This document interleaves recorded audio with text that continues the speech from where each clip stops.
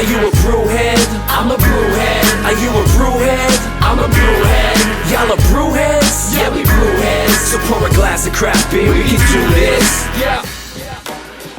What's good, y'all? This is Cee Certified Brewhead. And I'm Tiffany, Liquid Enthusiast. And welcome to episode 154 of Beer and Other Shit Podcast Adjunct Series.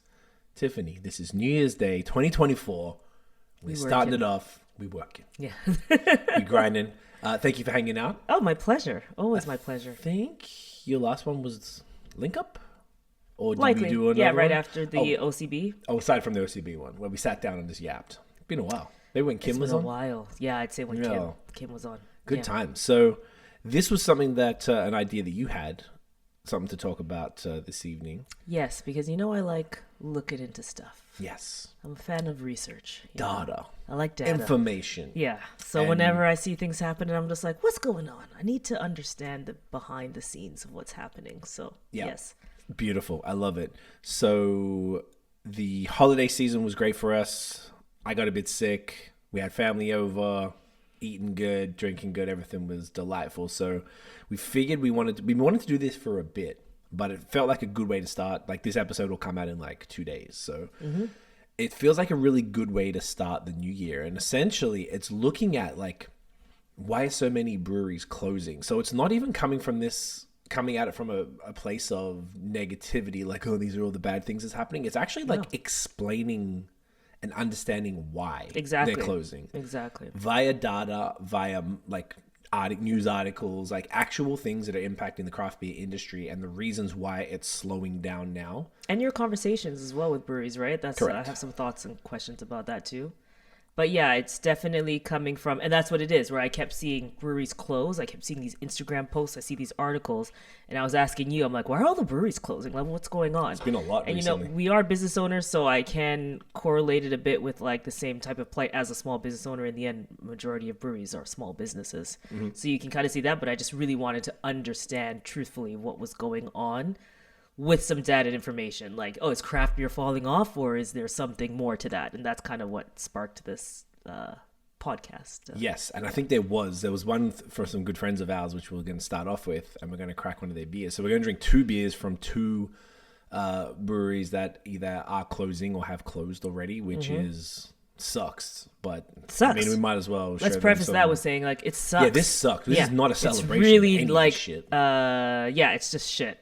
So that's all you can say. It's just shit. Sad, and that's why I just wanted to understand more what's going on, because you have all these people who are awesome that you speak to and you love, you sit down with, or you drink their products, and then all of a sudden you see that they're closing, and it's just really like sad. So I just need to understand why this happens, a little bit more. So, or what particularly outside of like the general small business plight, like what could be affecting breweries specifically. So that's kind of why we deep dive into this. And then this one really made me sad. This was it was almost I guess we'll talk about it, like almost kind of expected. Every time we spoke to them, the guys were kind of like, we're like hanging on type of thing. Yeah. So the very first thing, we're going to crack a beer. I'm going to run through just a list of some of the closures over the last like year or so. And this is Ontario or Canada mostly? Mostly Canada, mostly Ontario. This the information that we could find, and this didn't even take me that long to find it, which is even sadder. Yeah, it was pretty easy, and it was just rattling some off the top of my head, plus some mergers too, because it's not just closures. A bunch of companies have merged or been bought or had to sell, which is already indicative of something that's going on where you need to combine forces. Correct. If it's not like an all-out acquisition and someone's getting bought out because the really good opportunity comes their way, it's like then there's likely that's something different. There where you choose to merge. Correct. To give yourselves both a better opportunity. Yes, exactly right. So the beer we're kicking off with, we're going to drink 2 beers tonight, is Laylow's Zenith. It's a Belgian golden ale. So Laylow, we're essentially a nano brewery, Toronto's smallest brewery. Good friends of ours, Dan and Colin. Colin actually lives here in Hamilton. And we bumped into him over the summer at Supercrawl, and I was like, things, and he was that, Yeah. And then we bumped into Dan driving past out front sometime in the summer as well. That was in August. It was in August because he was saying that you're right, because he was saying the events in September for their anniversary. I think it was their 7th anniversary. So lasting 7 years is nothing. Incredible. That is like no small feat. Businesses don't last a year. So that's incredible. Yeah. So, I mean, it's big ups. And these guys were introduced to us by friends and former clients of ours, Sweet Touch Foundation. They're 2 DJs, brothers that are DJs. Shout out to Rick and Paul. Lovely as humans. And They took us there because they knew we were into beer in 2016. So we Yeah. knew them right as they opened. Yeah. And I couldn't believe that there was a beer space that had hip hop in it, which was something that's important to us, and we've seen 1% of the time in all the breweries that we've been to, mostly Less in than the States. 1%. Yeah, Yeah. fair. So it was really cool for us. And, Dan was a musician and he was on my album too. And he wrote this really like a song about my dad who passed away. And it was like really thoughtful. Like, I love these guys. Like, I really do. And it was just, we didn't even get to get out there before they closed because December was wild. So we were sad about that too. But we did a pod sometime over the pandemic. We had them on a bunch of times. Yeah, a few times, but, yeah.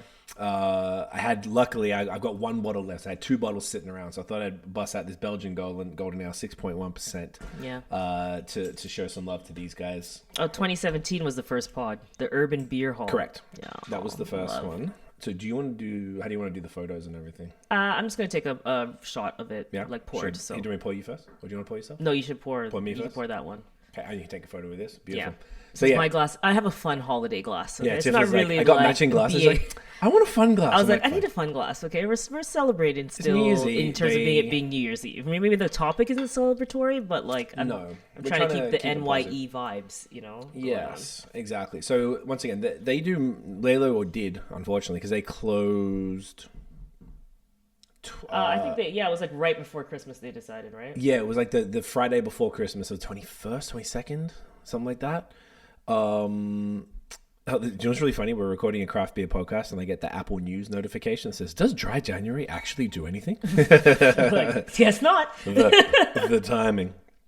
So this is Although essentially. I get excited for NAs and stuff like that, but I get we excited love- we're for gonna NAs talk all about that. season long, Yeah, so we that drink, doesn't change now. Yeah, drink that's that all like year round. I'm in the NA bag. for We sure. just we're a little more rounded. We don't Dry January is redundant. That's all the conversation. Unless you like it, but for us it's redundant. I mean, Yeah, I think it's fine if you want to build a habit or condense Yeah. it. That's fair too. I think it's dope for that. So anyway, this is a 6.1 Belgian Golden Ale. Like it's looking touch cloudy, kind of like a ambery kind of color, a little light amber. Would you say? Yeah. Yeah, I would definitely say a little light amber there. Nose, kind of that Belgian nose. The tasting notes on Untapped is saying stone fruit, bubblegum, shortbread. Shortbread's interesting. Yeah, this is not my jam at all. I don't love this type of Belgian beers. Yeah, like I love Belgian. Yeah, Tiff is definitely more into the thing, but I like testing the waters a bit more. And once again, cheers to Laylow. Long live Laylow. Long live Laylow. Hopefully they do come back. Nice. It's probably a couple years old, this bottle too. Yeah. Oh, that's nice. I like that a lot. Yeah, crisp, clean, fruity, sweet. All those, I don't know about shortbread, but I definitely get the stone fruit and bubblegum, like from that Belgian candy sugar type shit. And this is when they did a short run of bottles, like as in all hand package and stuff over the pandemic. They had no choice because they were just a brewery that was strictly like on tap type of thing, and they had like they make the beer on like an industrial kitchen at the back type of thing, and like I don't know what the size of the thing is, but it's very, very small. And fun fact, they did our first ever collab beer in 2017. My brother who mixes the pod, Shasta Notion, he also does music, and his album was launching then. So we did the album was called Heart on My Sleeve, and the beer was called Hops on My Sleeve, and it was designed by Brandon from Aveling. Yeah. So he's the head brewer at Aveling. So we met Brandon when he was on the pod with Laylow because he was consulting with them about their beer because Dan and Colin worked at Indie Ale House with Brandon. So they all knew each other from all of that. So that's how we met Brandon. My brother's been working at Aveling for years now. Yeah. Because of that contact. Yeah. All from Laylow. That's pretty, let's see. That's what we're saying. That's the Put a long lot live of people Laylow on, man. vibe The too. bar is a very special place. So It's one thing they beautiful. did say, and like the hashtag was like what you said was like long live Laylow, which is very cool. Yeah. They I'm trying to see if I can try put and it in keep here it in the somewhere, shot. but I don't think it's possible. you have to have it raised up a bit. Barrington's losing his mind here. Yeah. They said something like they're talking about I'm gonna text Dan and just check in like this week and just be like, all right, look, shit was crazy, like what's the deal, and find the full info. But I believe it sounds like they've got other plans, like to keep the brand going somehow. And that's what I was even saying, like Laylow's a vibe and it's a mentality. There's a bunch of, it's not just the venue. Like they Yeah, supported it's the not hip hop just the scene venue. a lot, which is great. Like a lot of rappers and stuff and DJs and producers, they have nights that Yeah, so there's so many opportunities to be fun, do pop-ups and stuff like that. I guess they'll let us know what the plans are. But yeah, Yeah. it doesn't just have to be that, because it wasn't just about the beer. So Correct. Yeah, I definitely want to continue to support them with everything they're doing in the future. So what I'm going to do is run through this terrible list of closures and mergers just to give you a bit of an idea. And once again, this, from what I understood, this is the past about 12 months. So around 2023, maybe some of these were the end of 2022. So Laylow was the top of the list. On the same day, I saw this brewery called Catalyst with a K in Ontario closed. Barncat, of course, they closed in July, August. This would Barncat hurt you Artisan a Ales. lot. That was That hurt you a lot, I the remember. yeah, that was for the Haze Boys and stuff and Mm-hmm. the stouts and this hurt everybody. I mean, you can imagine how like guys like Troy from Badlands and Bebo and Chris and Third Moon and all these cats who like worked with them a lot. Greg from Mm-hmm. Counterpart, Cam and Joe from Willowboard, like all those dudes, they all were really close and stuff, and it's super sad. yeah. They changed the game, but the good thing is, one of their tanks was bought by Third Moon, so the tank lives on, which is cute. Okay, yeah, I love So I got that. to see that when I went over the summer. And then the other thing was I found out Matt from Barncat, so it was Matt and Jeremy. We had Jeremy on the pod. And then Matt ended up working at a brewery called Sparrow in Cambridge. And I didn't know who they were. They've been around for a while.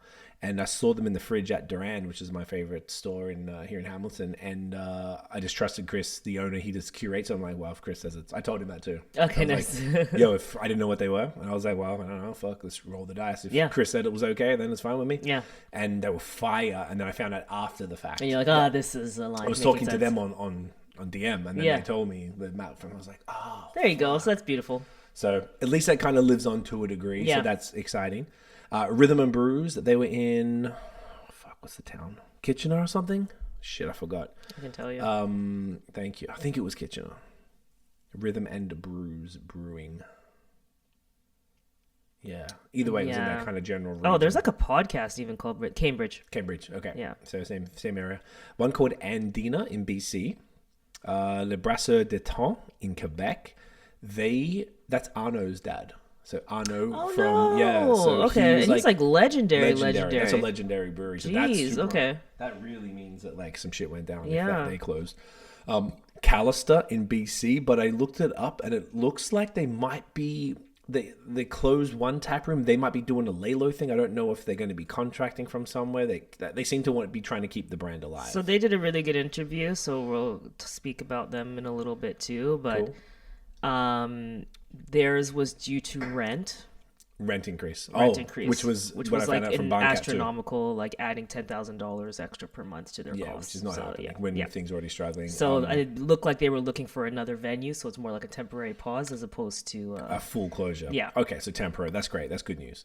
That's what happened with Barncat, and they decided to throw in the towel. I think they just had enough because it would have cost them just as much to start a new brewery and move all of the stuff as it would to pay the extra in rent. So that made no sense. People's Pint in Toronto, and I believe it's like a distillery now. And that was the second time it turned over because it was Junction, and then Junction moved. Yes, yep. And I guess People's Pint. Because they inherited the equipment, or they took the equipment, or I think something, they right? inherited the equipment. Okay, yeah, I And then remember now- that. Yeah. I saw something about because it looked exactly the same. We went there when it was Junction. Remember the guy couldn't understand my accent, Yeah. and I was like, I want a flight, and I'm like, Scott, my old co-host, Scott I was loves like, that Scott, one. can you say it? To say it, I He's did that like, to you. flight. Yeah, flight. I'm like, this was like I didn't. My accent's not even that strong. Anyway, Hey, but you got some of those keywords in there that, yeah. I don't know. Like, oh, get it, mate. Anyway, so People's Pint, Reverence Barrel Works, they were in Kitchener. So they were and this is a bit of something to note, they were exclusively barrel-aged beers, and I think mostly like farmhouse type of stuff, so keep that in mind. Little Beasts, so they actually sold as opposed to like closed down. So they're actually under new ownership, but I thought it was worth mentioning. And I did see the new owners like introduce themselves on social and stuff. And they kept the staff, which is good for them. Five Paddles, also in Whitby, same thing. They sold, new ownership. And they brought back, we had them on the pod recently to break all that down. And we hung it out town. Yes. Yeah. Which was fun at the Pump House with everybody. New Ritual, they were in Oshawa, and I think 2 partners left and 2 partners stayed, so now they're rebranded as Lightcaster. And I went to their social, but I feel like there was like no buzz about it. Like, so they closed down that brand, partner kept the space, and then just changed the branding and everything. And I've seen a bunch of beer releases, but I haven't heard anything about them. So I feel like I'd be curious to explore, but happy that the space is living on because there's nothing. That was their only brewery in Oshawa. Yeah. Descendants, who I don't know much about, but they used to just be some sort of brewery that I saw at LCBO. Don't know where they're based. One called Outspoken. Not familiar, but it was something I found. Barley Days in Prince Edward County. Who we met. We met the brewer from Barley Days. Brett, who moved to 555. Yes. So Shasta Brett is a good dude. Yeah. Studio Brewing in BC. And Stillfields, which is a real shame. And Stillfields are another brewery who does almost exclusively farmhouse. Yeah. I just remember their branding being pretty gorgeous. It's beautiful. Because I always anytime I ever saw it, I was like, what's that beer? Usually in Durand, I'm always like, oh, what's that again? And I'm like, oh, yeah, okay. So they were an ex-Bellwoods brewer. And it was up in Meaford, Ontario, which is like 2.5 hours here. It's just before you go up the peninsula towards Tobermory. Ooh, okay. Yeah, so it's far out. Hella far. So they're open until they kind of just clear out their inventory, from what I understand. We're going to be drinking one of their beers next. And look, I'm going to be honest, and this is part of probably the problem. There's been so many breweries that this is the first time I bought their beers. Why? Because I don't really drink much farmhouse beer. And their lagers I always wanted. But I feel like they sold pretty quick in Durand, or I saw them like, oh, that's cool. I didn't really know. I was just like, I'm trying to keep up. I'm trying to, I think when we moved here, it was only a year and a half ago, but I'm usually up on everything. But going into the store every week, and now trying to keep up with all the things that's going on and get totally reacquainted with now, like this is what I'm getting all the time. Yeah, it was just difficult. It was just one of those things where you just missed the boat a little bit. So I got a couple of big bottles, and look, that's the other thing. Like, I think they were like $18 and $19. Once again, this is secondary, so this is sold to a store at retail, so they are marked up a little than if you would get them direct. But I mean, better get late them direct. than Does that mean that you can purchase online? I don't know if or do you need to go? Because if you need to go, that's almost impossible. I think they probably would then. So, but you probably be paying the $10 shipping. So, say if I got 2 bottles, I would have saved the money. I would have spent less than that buying at Durand. And they had like 3 or 4 different big bottles. I think they might have had some other ones. I didn't look too much. I wanted to try those lagers in the stubby bottles, but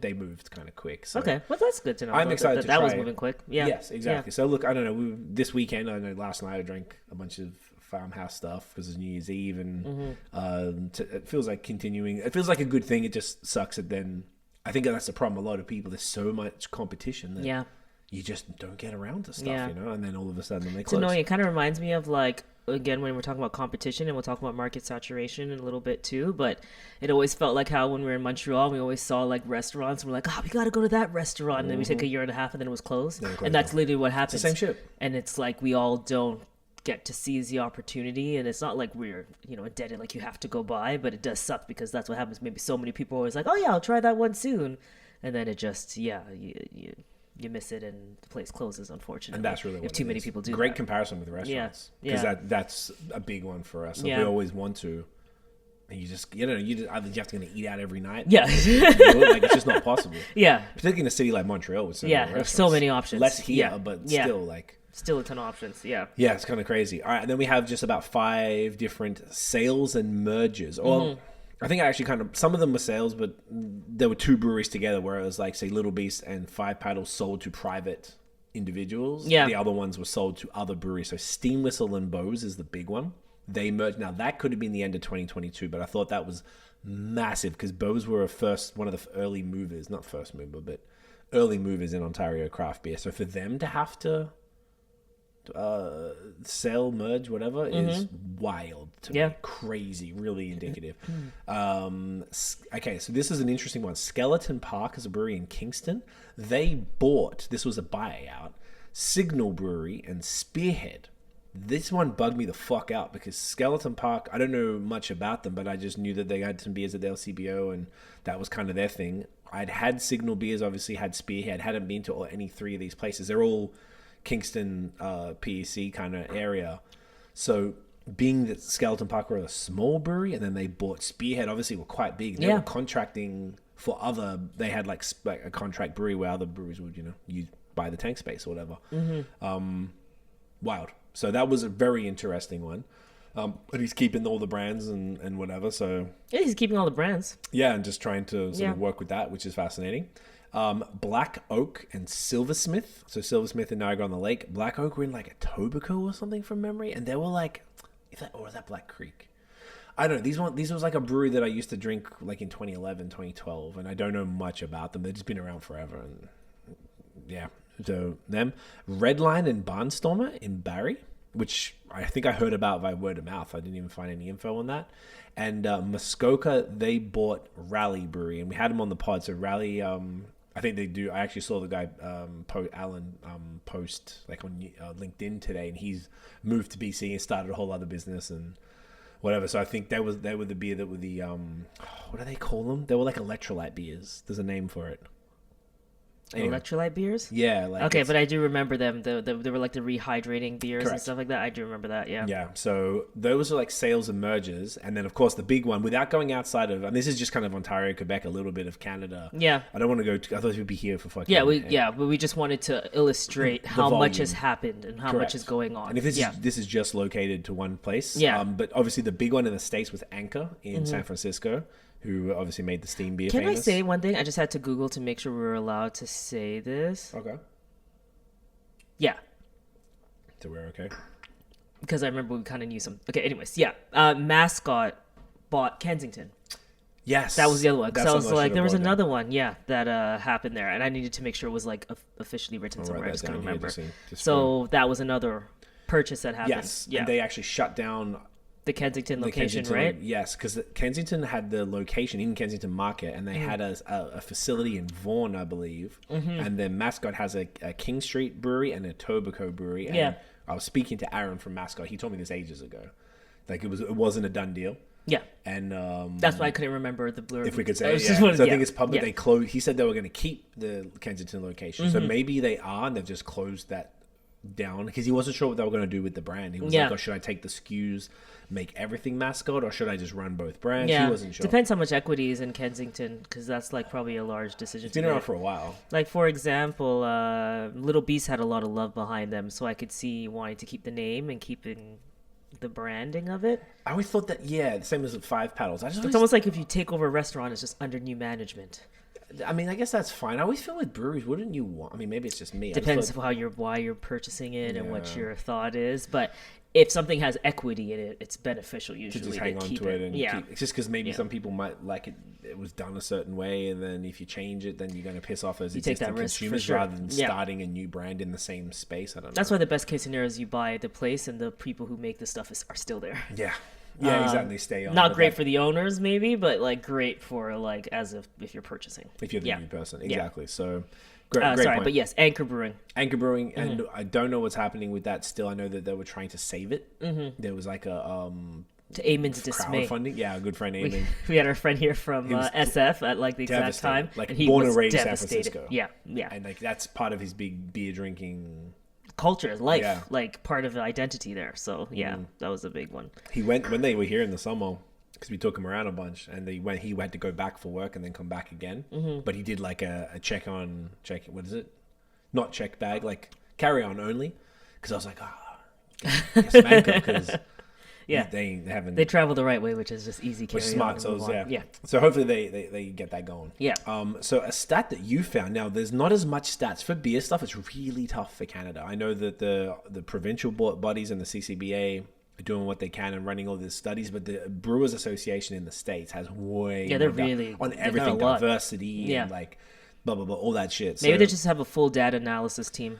They really dedicate 10,000 breweries versus like 1,000. It's a big difference. It's a big difference. And 10x the population. So it makes sense. Yeah. So according to them, in 2023, if that was correct, there were 420 breweries that opened and 385 breweries that closed. So it's only 35 different. Yeah. 35 new breweries. 35. Yeah. Math. Yeah, you're Math, right. Yeah. Am I right? Yeah, that sounds right. We're both terrible at this. But that's a very wild number that nearly as many breweries that are opening are closing in the same year. Flip. Yeah. As in, like there might be more closures than openings in the next few years. But that's how you get such a slow growth. Yeah. It's that's the formula for we're it, in the right? opposite of growth right now, it seems like. Yeah, exactly. So a quote we have here to get, do you want to read that out? Or? Oh, yeah. So I just wanted to introduce again, and this is a lot of this. I tried to also get a lot of Canadian data. So this one is, and just like Canadian input, experience, context, and all that. So this is just we're gonna really kind of run through some of the reasons that we pulled, but what was kind of like alarming, I would say, is that like we were like, oh, why? Wow, so many breweries are closing. Like, what's going on? Then look at this quote from Christine Comeau, who's the executive director of the Canadian Craft Brewers Association. And she said that 2024 is going to be a really difficult year for many Canadian craft breweries. And I've heard anywhere between 10 and 20% of Canadian breweries could look at closures. Damn. So that's not the direction that we are interested, like we are hoping for. That's not what we want to see. So I thought that was interesting in terms of an outlook. So I wanted to kind of go 10 through. 10 to 20% of Canadian That's a breweries. Massive number. How many Canadian breweries are there? 1,000-ish. 1,000-ish, right? Yeah. So that is an I might be wrong. Maybe astronomical we number. can double check that. Let me see. How many? I hope I'm like I have that number in my head because I think there's like 400, 450 in Ontario or something. I think by the time you add it all up, 1,000-ish. Yeah. So maybe there's not like so either way, say if it's 1,000, that's 100 breweries. Yeah. That's still a lot. Okay, in 2022, there were 1224. Okay, there you go. So it wasn't too far off. Yeah. So, sorry, I just wanted to make sure I posted Laylow on stories, give him some love there. Yeah, you know the fucking vibes. So, yes, okay, so that's fucking terrible. So, the first thing is we need to look at the reasons. I mean, this is happening. Everyone sort of talks about it. I feel like this has happened a lot on the pod, which is what you were referring to earlier. So I might have some qualitative... Yeah. Anything you've heard over the time in the 1,000 podcasts or something like that. But even... I'd have to double check. I don't know how many it's been, but... This is 154, and if you combine this with the old series plus Link Up, we're probably somewhere between 350 and 400. Okay. Just because we didn't do it consecutive, because we wouldn't have changed it. We wouldn't have changed it. The pandemic happened, and et cetera, et cetera. But speaking of the pandemic, good segue. One of the very key reasons, which is no surprise, that's why I thought we could just get it out of the way first, is obviously the pandemic hurt small businesses in general and multiple businesses across the board.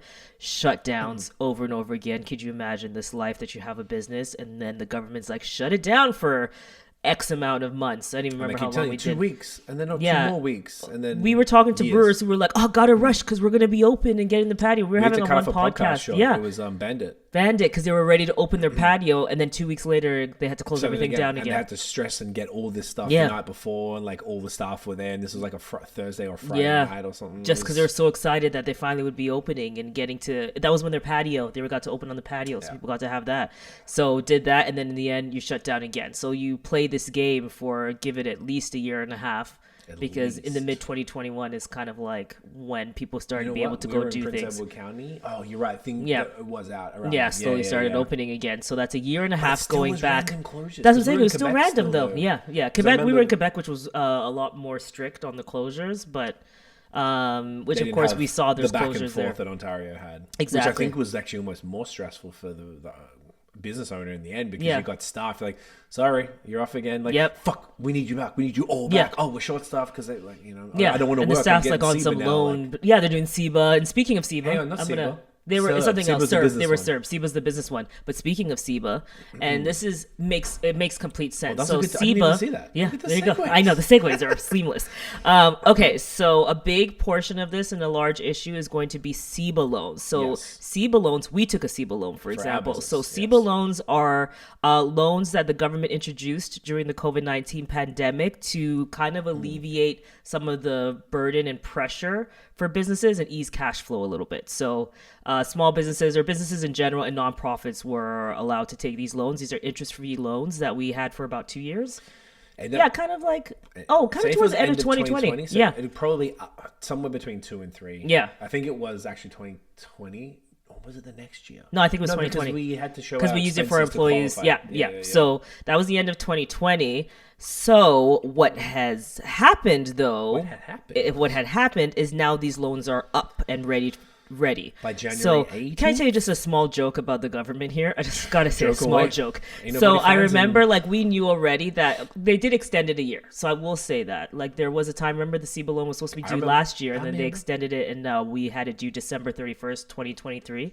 Then a bunch of business owners, like a whole coalition came together to try to extend it. They're like, hey, listen, when you think about it, everybody, the hospitality sectors have not bounced back in full. They're nothing like what they were pre-pandemic, right? There's still so much that's changed, even just with the economy in general. People might not be eating out as more. There's so much that's gone down, right? Yeah.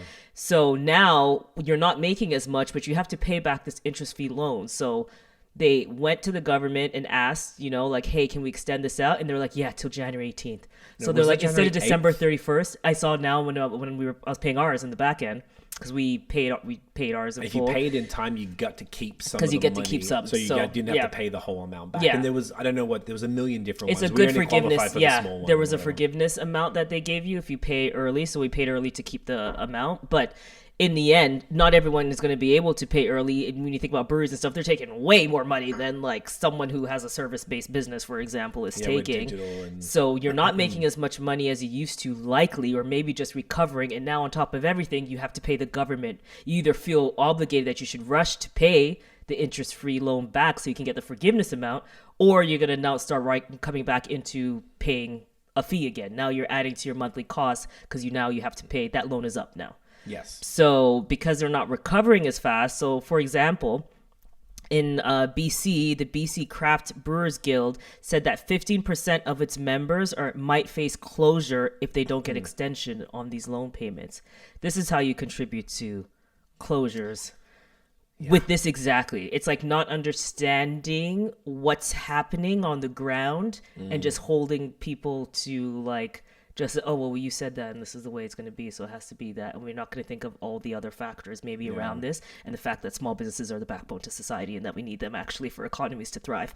But that's kind of what that feels like right there. So that's going to be a huge so wild. part, unfortunately, that's going to contribute to closures likely, is because that these loans are due. And when you think of all the other operational costs that you have when you run a business, to have to go and pay back a loan on top of it now, it's going to be hard for Plus the slow lot of sales people. as well. That Yeah. craft beer is having, and right now, in the end, this is the slowest time of year for the vast majority of breweries. Yes, that's what they've always told us too. In general, that this is the time, especially with the dry January and the people dry have these Feb, goals what they that they're do. making and stuff like that at the beginning of the year. It's pretty crazy. I mean, I don't know enough about how this could have worked, but to me, it didn't seem like, you know, throwing money at people was good at the time. But then you didn't look at this side, and if we're going to lose, all they did was bought those businesses a few more years. I don't know. Maybe there was a better I think way the to do loan it. should have been longer. I think it should have been a longer term loan. That's my thought. We're just dashing money around left, right, and center at stuff. So I feel like something like this, where you understand how important small businesses are, that loan shouldn't have been a 2-year to 3-year loan. It should have been 5 years. Maybe. Because it took longer for it to recover. So it's more like because obviously the economy's in the shitter. Yeah. The interest rates are through the roof. Everything's expensive. And knowing that the interest rates are already people through haven't the got roof, money so to spend. How yes. the fuck are you expecting a brewery to come back and pay back and potentially hundreds of thousands of Yeah, dollars? and I actually want to talk about that too, because what some people might not understand if you're like a consumer and not so much in a business part of it, it's like when you're launching the business, when you take out these loans at a certain interest rate, it's like the mortgage. So if you own a home, it's the same thing, right? You took out a loan at a certain rate thinking things are going to be a certain way, and then when things skyrocket, that skyrockets your expenses. So when you have two things like this where the interest rates are so high, that's also something you should look at. For sure, there's somebody who's in economics who can see what's going on and be like, I don't know, man, if we make these people pay these loans back, and in addition, they're already likely paying a higher interest across the board because everything's more expensive, maybe we should expand this out a little bit. Maybe not 18 days. Right. Maybe we Yeah, go a 18 little days. bit. A Like, what little do you think? What's further. going to happen in 18 days over Christmas that's going to make people have all this money all of a sudden and relieve them so that they can pay you back? Like, It's so ridiculous. it's And then because you sending all want this the money, overseas you want as them to well, pay, like- and you want them to pay Yeah. the interest rate, and you want that money back plus interest. That's why. It's just, I don't know. I don't know enough to comment. I've got my feelings, but I don't know if I'm correct. You're like, I don't know. That's another podcast. don't wanna say it. But yeah, maybe that's another podcast. But Anyway, yes, so that's a big part of it. That's so a that was huge probably part. like the thing, because I also had, not to mention all of the things that you just said, but Yeah. like the sort of like almost like the only word I can think of is like a fake upturn. Like it wasn't going. They were like, "Oh my god, shit is booming. We can't make enough beer." Like, it's just fucking flying out. People are lining up. The online orders are going. Like, this is crazy. Which I And do that want to was- say, there was that pandemic part too, where. But this is the backswing from that scene. It's Yeah. like going, everyone's got money to spend because they're not going out. So Yes. they're like, fuck it, I can buy a case of double IPAs and just go nuts and drink every night. Yeah. And all of a sudden, everyone's fat and broke and then not, probably sick too. Yeah. And then it's just this is just the pendulum swing back from that, and the government's just throwing out money. Everyone's like, yeah, we'll deal with it later. And what does that cause? Inflation.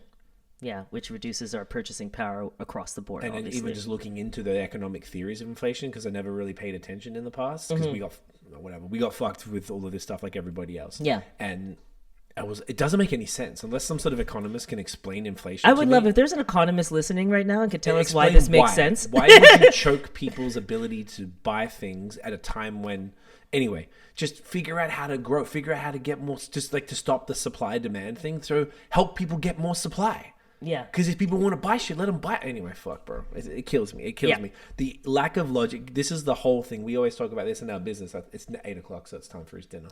Oh, that's why I'm like, why are you We can pause patting because me? we have to pause as well, which actually is Can no we sweat. pause so we can totally feed pause. him? Let's That pause, would we can actually feed be a him. great one. Thank you. So this is actually good. Bear, you're so smart. We'll keep this back. You guys won't even So notice the difference. by him, we mean our dog, by the way. Our dog, Barrington. Because they can't Through- see that he's pawing Can you at see him on me. the... and being Oh, like, he's like... Under so I was like, why is he even on the pawing camera. at me?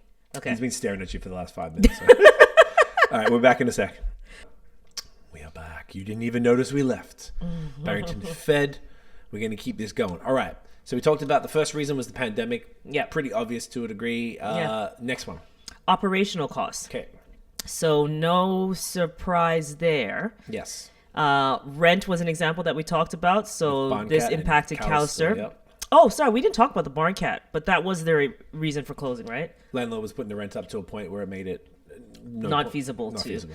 So obviously breweries encourage a lot of operational costs. So when you think about production expenses, materials, packaging, taxes, and transportation, and then coupled with the interest rates, this is an overall small business problem in general. So I actually was looking at too. This could change between everybody, but some operational costs in general, what that could look like as a breakdown. And I'd be curious if any breweries give their perspective on this after we've spoken and said these out. But they're saying the operational costs can be labor expenses already. It could be up to 35% of a brewery's total operating costs. And then inventory can account for 20 to 30% of their annual revenue as well. Like actually. So you're operating in some really small margins potentially too. So when you're already operating with small margins, not to mention taxes, and then these things get added, again, you could be producing a phenomenal product and doing really well on the consumer side, and people love you. But if it's so expensive to run something, eventually there's a point where it doesn't make dollars and cents, and you gotta, and maybe that's again in the Barncat, where it's like you can see everyone loves them. So you're like, everyone loves you. Why are you closing? How's that possible? You know, you're like, if people like you, that's all you need. And it's like, no, that's not all you need, unfortunately. So. And just so you know, you had this note here that the Callister Brewing's rent was going up by 45%. So that's like... Are you kidding me? Our mortgage went up 50%, so we know the vibes. Yeah. Like it was fine. 40%. Yeah, 40%. But like obviously we can make it happen, but we're not on it. We're not having a cost like theirs are. That was like they said $10,000 a month more. They were which is crazy. That means think about that. If 10,000, that means it's already like 20. Yeah. That's close too. Yeah. You know. So of course. Operational costs definitely fucked up. Not to mention, you mentioned the materials and stuff, but hops, grain, yeast, all this stuff has gone up. And if you think of breweries that are doing like hop forward beers, they're fucked, and you have to contract them like a year or so out. Yeah. Particularly, and to get the hard to get hops, like the freestyle hops from New Zealand, all the Kiwi stuff and whatever, the Yakima stuff, like... I actually would love your perspective on that based on the conversations you've had, because to an extent that has to go down into pricing, right? But I'm not aware of, so you may have this more, I don't see the cost of beer increasing, but you purchase more, so you can tell me. Yeah. Is that year on year? Do you notice that there are significant, as in this usually costs offset like to retail? Yeah, usually costs offset to the consumer.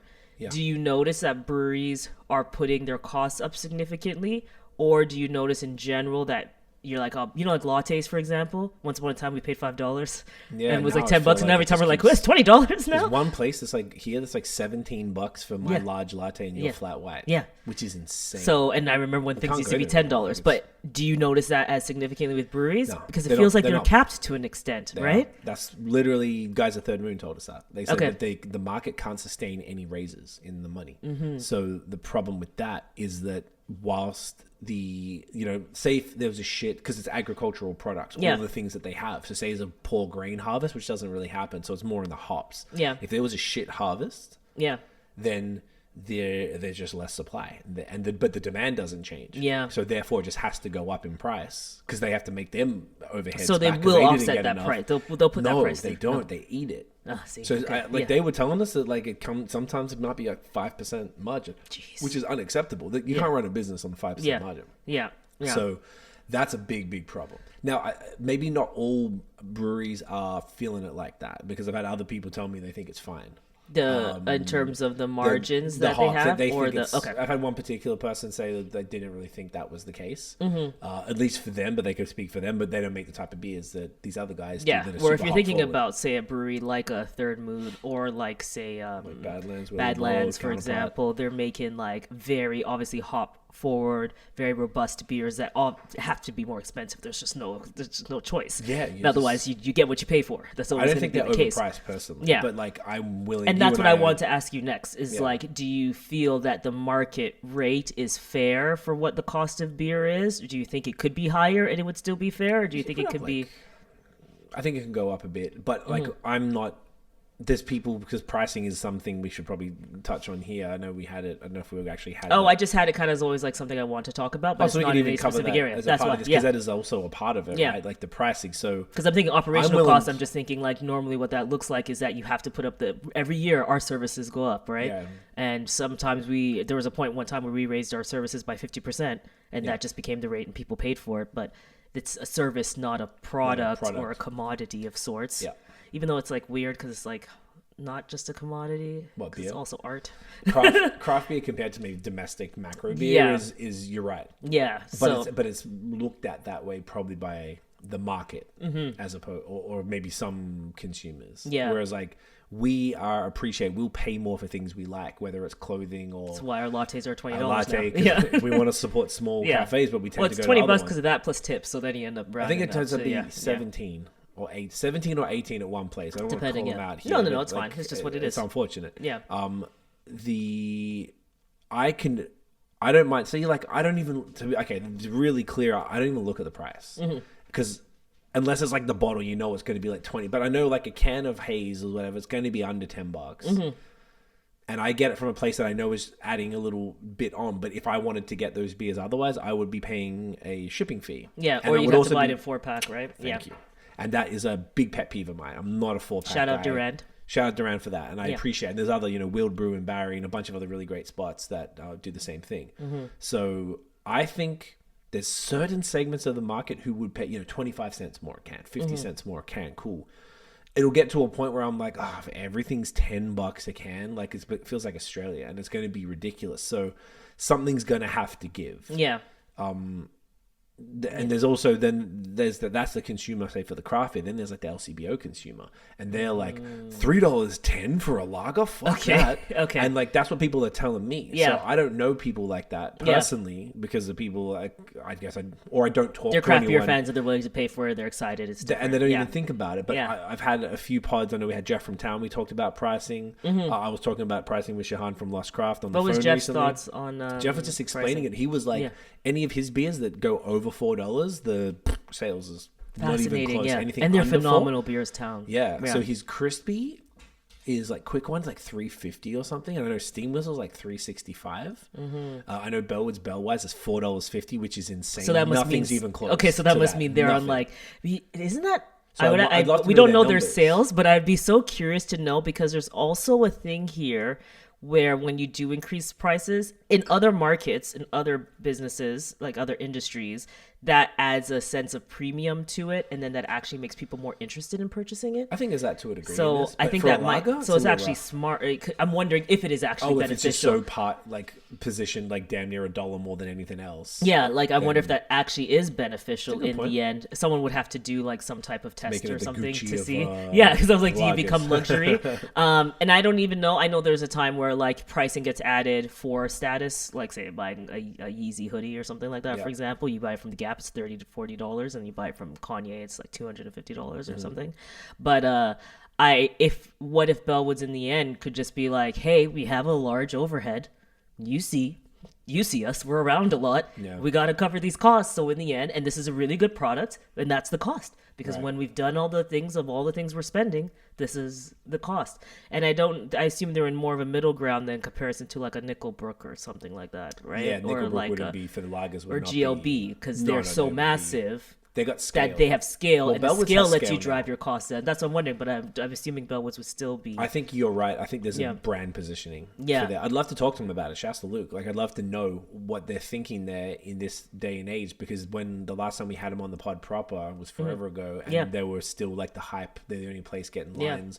And then over the pandemic, they moved to be an LCBO, not an LCBO brand, but to have like tons of SKUs in the LCBO, not just like, I was like, oh my God, Jutsu's in here. Like, now it's like 10, 15. I remember it was so epic and such a big deal when Jutsu I'm was happy like, for them. it's very I'd love cool. to see it. And that's what I'm saying. But maybe in the end, because they can't make things, and they're not making things at a massive scale, obviously like a macro brewery, that cost, they are like, this is the cost, and that's the cost that makes sense. Could And be maybe there has to be that thing, and they you got more force staff people and they into gotta- eventually purchasing, and they just do it. Like, I'm just curious, because No, I'd love maybe to know. it's kind of unfair in the end that there is this thing where it's like the market is saying like, no, I don't want to spend more than $3.10, and then you're suffering because Well, they wouldn't be the customers, I think, for craft beer. I think those people are customers of different breweries. And then how do you expand though if you don't become everyone's customer? That's probably the biggest. Because thing like there's here, only is so like, many of you. Or you have to make. You're right. Or you have to make a SKU that is lower price. So you have to come down to where the market's at in the $3 mark, whether it's a crispy or something else. Yeah. Get the mainstream kind of drinkers off whatever they're spending on right now. But it's hard because most people don't have the available income or maybe an understanding of the value of craft beer and why it's better to do it, because they're like, I'm trying to get drunk, bro. Give me a 6-pack of PBR. Like, I was with my barber the other night just before Christmas and getting a cut, and he offered me a PBR, and he doesn't like, know you? He knows. He's like, Okay. you're not too good for that, are you? And I was like, he's like, really? Seriously? I actually love PBRs. But yeah. You like them, but I had a bad experience. I was like, I would have done it because I've told the story before where I declined a Budweiser to a friend, and I thought about it a bunch because I kind of almost felt, I wasn't rude about it, but I kind of like, I probably should have just taken it. But I did, because I'd had a bad experience and it fucked me up. We were on tour and we all got ruined off PBRs the first night and it fucked the whole tour up. Yeah. And I can't drink them. I can't That's at all. fair. But I was asking him, like, what do you normally drink? He was like, I'd get PBRs, just keep them around because they're like the cheapest thing possible. But he's, if I'm drinking, I'll have like at least one tall can of beer or something. But I bet he would buy a high price whiskey. Clifford a lot. Oh, he does, and that's what he does. See, He goes, I knew drink it. a I was lot of like, whiskey. Yeah, because I also knowing know him. not like I know him, but knowing archetype. of him, it's like, see, and that's so that is there. It's like you will pay what you've been primed to value. Yep. So that almost just sounds like the issue is a value proposition, which comes with like a mass marketing it's kind of campaign hard to to push get, that.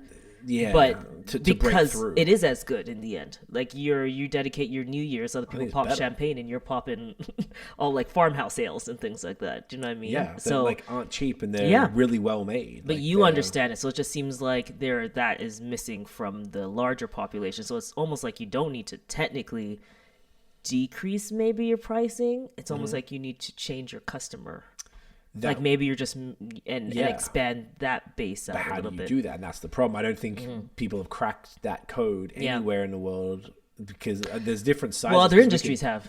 Other industries, Yeah. but in beer, it says very specific thing. It's always been the can was looked down upon. In beer, that's why beer was always in bottles. Cans only happened in the last I'm decade. so happy the can era came in. Yeah, again. the bottles were just annoying.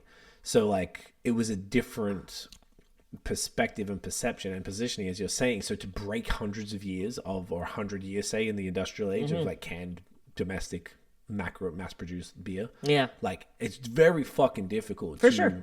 to do that. So I think that's the challenge. I don't think any of the we're going to give some examples of, say, like down towards the end of a brewery, or maybe a few different ones that are, why are these guys so successful? And we can look at that very briefly. But anyway, so pricing is definitely I don't want to I just think it's interesting. I just think it's an interesting thing where it's like, do you price higher so that you can meet your margins and force the market to comply, or do don't know. you? It's In an this interesting economy, one, I don't and know. that's probably just a large. Maybe not right That's a now, whole when the large economy's flush, conversation. yeah. Yeah. Maybe when the economy But then had what more do you money. do in the downturns? And you can't. Yeah. But your prices are stagnant, so you can't. If your cost this much and you need Yeah. to make some money on it, you can't like Yeah, lose it just money. feels incredibly unfair for your cost to increase, and then and you just have to eat passed all on. of it. Yeah.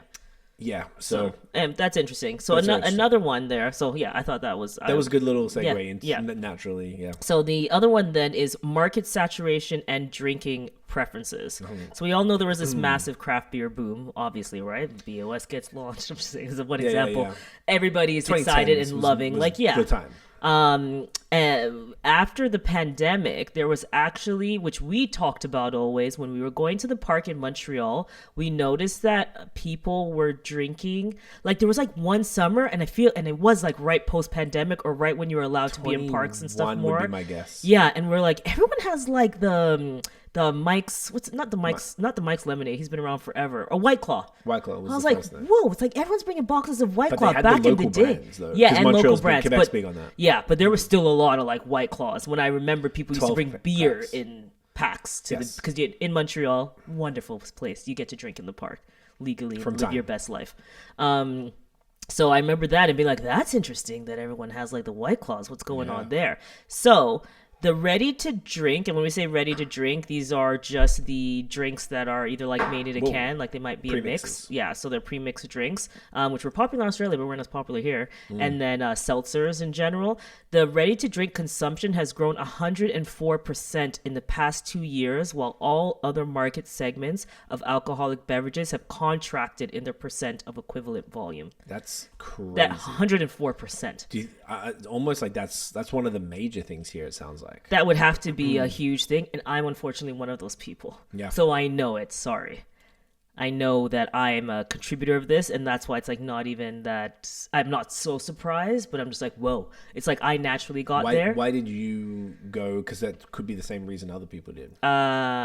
A few things, which I It wasn't like you were makes sense. buying beer. I was just sharing. No, it's not even like I was crazily buying beer. Yeah, exactly. So it's just that I even stopped consuming, so you probably would buy less, or I just consume it less in general. I found so, other ways to yeah, drink other it, yeah. people are on top of it. If they're like me, then they were purchasing, but they would have switched over to ready to drinks perhaps. So the reason that I did was because I was just being more health conscious. And when you have these RTDs, a lot of them are like low cal, and you know all the ingredients in there. They're kind of there. I know beer, you know the ingredients to an extent, but they're a bit more full, right? So calorically, that makes them a bit more dense. Yeah. Where when you have like a Willibald, I'm at like the Willibald seltzers, I'm at like 90 calories in a can. You're like, yeah, I can have like 7 of these. Do you know what I mean? So and I think that's a shift that people had coming out of the pandemic where they were eating and consuming a lot. So they were probably looking at ways to cut Fat and back a broke. little bit. Yep. Yeah, as you And they're a lot cheaper too. Like the seltzers, particularly, that's why White Claws, because I think I don't know what they were costing. I haven't bought them, but they're Homeboy, probably. I was at what's the fucking place called? One Stop. It's a beer shop in Rochester, New York, and we've been there a couple of times. We were there, I don't know, like a month ago, and I was talking to the dude, and he was telling me, because he remembered me from last time, and he was like, "Oh, we're talking about Happy Dad, the seltzer Yes. brand," and he was like, "Oh man." Before they got distro, I used to drive down. Is that the Nelk Boys one? Yeah, the Nelk Yeah. Boys one, and he used to drive, I think, to New York City from Rochester, which is probably To get. to get Happy Dad, and come back with like damn near a pallet full in the truck, like get like a Sprinter van type thing, Oh my and fill that gosh. bitch up. Wow. And he said people will come from Canada and they would buy like a dolly, like a treehouse, Yeah. cases of this shit. And Yeah. he's like, it's like $20 for a 12-pack. And he said, what's that work out to be? It's less than $2 Yeah. a can. Yeah. I didn't even notice that. I don't think that's not the same with when I'm purchasing the craft one. So correct, because you still go the craft one, but my Yeah. point is it comes back to both the calorie conscious people, Yes. but also the price conscious people. Yes. Because if you're going to go and spend, you're not going to get a good craft beer. Like you can get Godspeed, I think it's $3.50 or $3.75 for a short can, which Delicious, flawless perfection. product. Yeah. But not everybody thinks it's worth that, because you could get two like old, what's it called? The old style Pilsner, that shitty like Labatt one, whatever it is. You'll know it if you see it in the LCBO. You might guess like $2 something a can. Mm-hmm. Yeah, old with OLDE styled Pilsner. I think it's got like a white can with colorful drawing on it or whatever. It's not. I don't like it at all. But say that is like $2 something because I was looking at prices recently. So Is I it was like, this one that has the colorful, like the people on the city and stuff? Oh, of course, they're making me do the login. it's Yeah, that that's one, it. right? Yeah. So if you look at that, like, and that's $2 something in the LCBO. You know, it's so funny that I said that to you, and one of the questions I typed it in, and one of the questions is, "How many carbs are in old style pilsner?" Like the suggested people also right. ask. But anyway, I just thought it was funny because we're talking about the actual conscious stuff. Yeah. So like exactly, because people that proves that that's one of the questions that Google brings up. So if you look at that, say that's like 250, it's less than 250. I swear it was like 235 or 215 or something obscene like that. You can go and get. Now this is if you don't care, you can get spend 375, which is like not that far off from twice as much for less beer. And like, why would you do that? Yeah. Unless you cared about quality. Yeah. So to me, it's worth it. But to some person who just wants to get drunk and they don't give a fuck, they don't know the difference between that and Godspeed. Yeah. Like they can't taste it. Their palate isn't refined, and that's okay. It's not a judgment. But like, why would you? And I understand. Yeah. So then that's why a lot of people I think went to White Claw. And Well, I guess stuff. it's like If you didn't even why like would beer, you have Shake Shack when you can have McDonald's or something? I guess in the end, but Shake Shack is far superior and more Far superior, delicious. the So greatest thing yes, ever. or why do you go to like a high price restaurant for? A But steak nobody here should versus- go to the one in Toronto, though. You shouldn't when it opens. Don't go there. You shouldn't go. We're just better and to make a go to line. Buffalo. Honestly, there's no point even we're trying just for gonna do it in Toronto for the Rochester. like the Yeah, first 5 months probably. Obscene. So that was that about that, and then. And I have some additional keep thing going, on that because I was sharing my own yours thoughts about that, the- but there actually has there's data behind that says in 2022, after the COVID restrictions eased, there was an increase in off-premise alcohol consumption with more people drinking at spaces away from bars, which means you're taking cans and you're doing all that, and the ready-to-drinks are just so convenient. I know the people beer got used to cans not are, paying but they got premium. used to it. Yeah. So the industry saw an increase then driven by a desire for premium products. And that's why I was asking, I thought it was interesting about the Bellwoods because I'm like, people actually do want to spend, they're considering that premium. And they want to be holding something more premium and drinking something Right. more premium. But maybe that doesn't translate to beer. And maybe again, for some and that's reason. going to come with education, Don't I think. know why. But it's what you said. You said it's a centuries-old perception that would I need did to say that, be, yes, you're right. and the only way to change that. For example, there's a brand right now that always was making these water bottle. I actually want to research it because it's a one huge Danko? interest marketing. No. It was like. I'll have to look it up American yet, water? but it was it's a water bottle, and it was just a standard water bottle that people have been using forever. But they started marketing; it became like larger on Pinterest, and then they end up started marketing it. And anyways, they're killing it now. But they're like a 150-year-old brand. They just changed. It's like the product didn't change, nothing changed. It's the consumer changed, and now they're blowing up. Gotcha. I just can't remember the name of the company right now, but it's a reusable water bottle company. Yeah. So I'm just thinking sometimes it's like you either educate your customers to move them in the direction that you want, or you look for another customer. Gotcha. That's a whole other conversation because I know there's a lot in what the industry is made up of and all that stuff. There's a whole vibe and stuff that already exists there, but I think it's interesting. Because they're ready to drinks are seeing that. So some of the opportunities here when we were talking about that, there's some craft breweries that I think what I love, I can still support them and pay. If more anything, I'm giving more money now to them because before you were getting the beers and I was kind of drinking your beers, but now I'm like, oh yeah, you're getting from Willowbald, then can you get me the vodka? But you get like seltzers? a case. And I get a case. So now I'm just stacking. Reasonable price. Yeah, it's great. And it's fantastic. And then I feel good about it because I'm still supporting local. Yeah. So that feels like a good opportunity there. But again, it also, I understand beer is art and it's a craft. So it has to be something that you love and are passionate about and want to do. Yeah. But that definitely feels like a good opportunity there. And it feels like Willowball kind of communicated that as well. Then you have Lost Craft, for example. They have the Dahado and the Pink Gin Fizz. Yeah. They're both Collective slaying it in all Collective the, killing it. slaying it. Love Collective. Outfit the fridge with those two. Dominion has the City Seltzer brand. I saw them, they really seem to be doubling down on it even this year. There's some interesting things they're doing. Good for them. Wellington has that delicious hop water. Why is it so good? Sparkling Such a good hop They water. worked on that a lot. Yeah. I need to go and get like a case. Yeah, I of would love to do that. And then when you look at that, then I feel, even though I'm drinking less beer, I'm still giving you money. I don't know what the margins is on that, but that's probably a pretty sweet They're deal. like $2 a can. Yeah. And I guess by the time, but maybe they're making up for the R&D for it. But either way, $2 a can of this like water is pretty fucking good. Yeah. And then the non-alcoholics, of course, Bellwoods went in there. Libra, phenomenal. That's Collective, just Libra. again, in Yeah. the NA department there. Athletic. Who came to Canada and they actually, I think they brew and ship locally now. Yeah. So it makes it super easy to Get them. over. So and I mean, in like, a world where there are you have like health bodies telling you to drink less, I feel like that's a really good way to to break in the market. Yeah. So I agree, and there was this thing we saw a while ago where it was saying to breweries to become a beverage company. We saw it when we were researching it for something else a little while ago. And I've mentioned that to some people, and I think there's some folk, and this is what I understand, not all breweries want to do that. They and it's get fair. into It it is to fair. make beer, right? Yeah.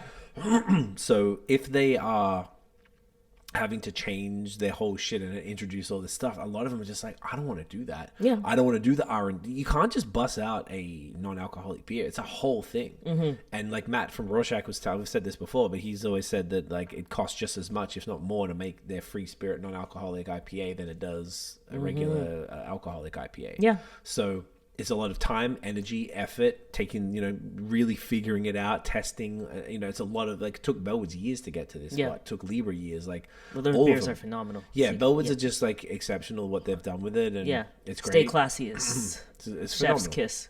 Yeah, but And if you everything think from about Libra's that, it's like amazing. $5 a pop. Yeah, I know It's the same price as the other things. Well, if you're saying it costs the same amount, then because they're probably putting a similar amount of hops in. so you know what? Then that means it's not about the cost; it's about the market opportunity. Yeah. So it's about the person who maybe is trying to drink less and giving them more options to buy from you. Yes. But I agree that you shouldn't have to if you don't want to.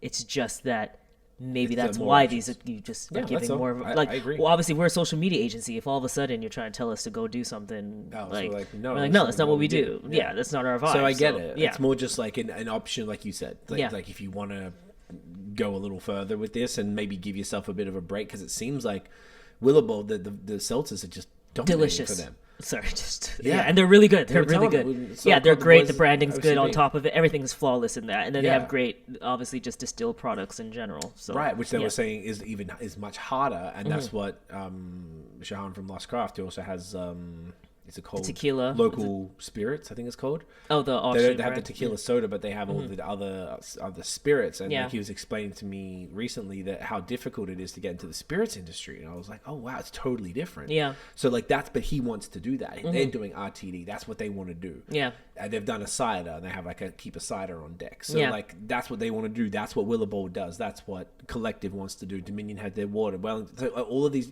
Spearhead was the first one we actually saw with their aqua water, which is phenomenal. Yes, that water was so botanical water. I hope Yeah. they keep doing that. Yeah. So like, you just have to want to do it, and you Yeah. want to do it at scale. Yeah. Because that's what's going to be a new revenue stream. So it's really all about revenue streams at this particular point in time, and potentially your core offerings of beer may not be that revenue stream that's going to get you through this hump. Yeah. Or dip or whatever the fuck.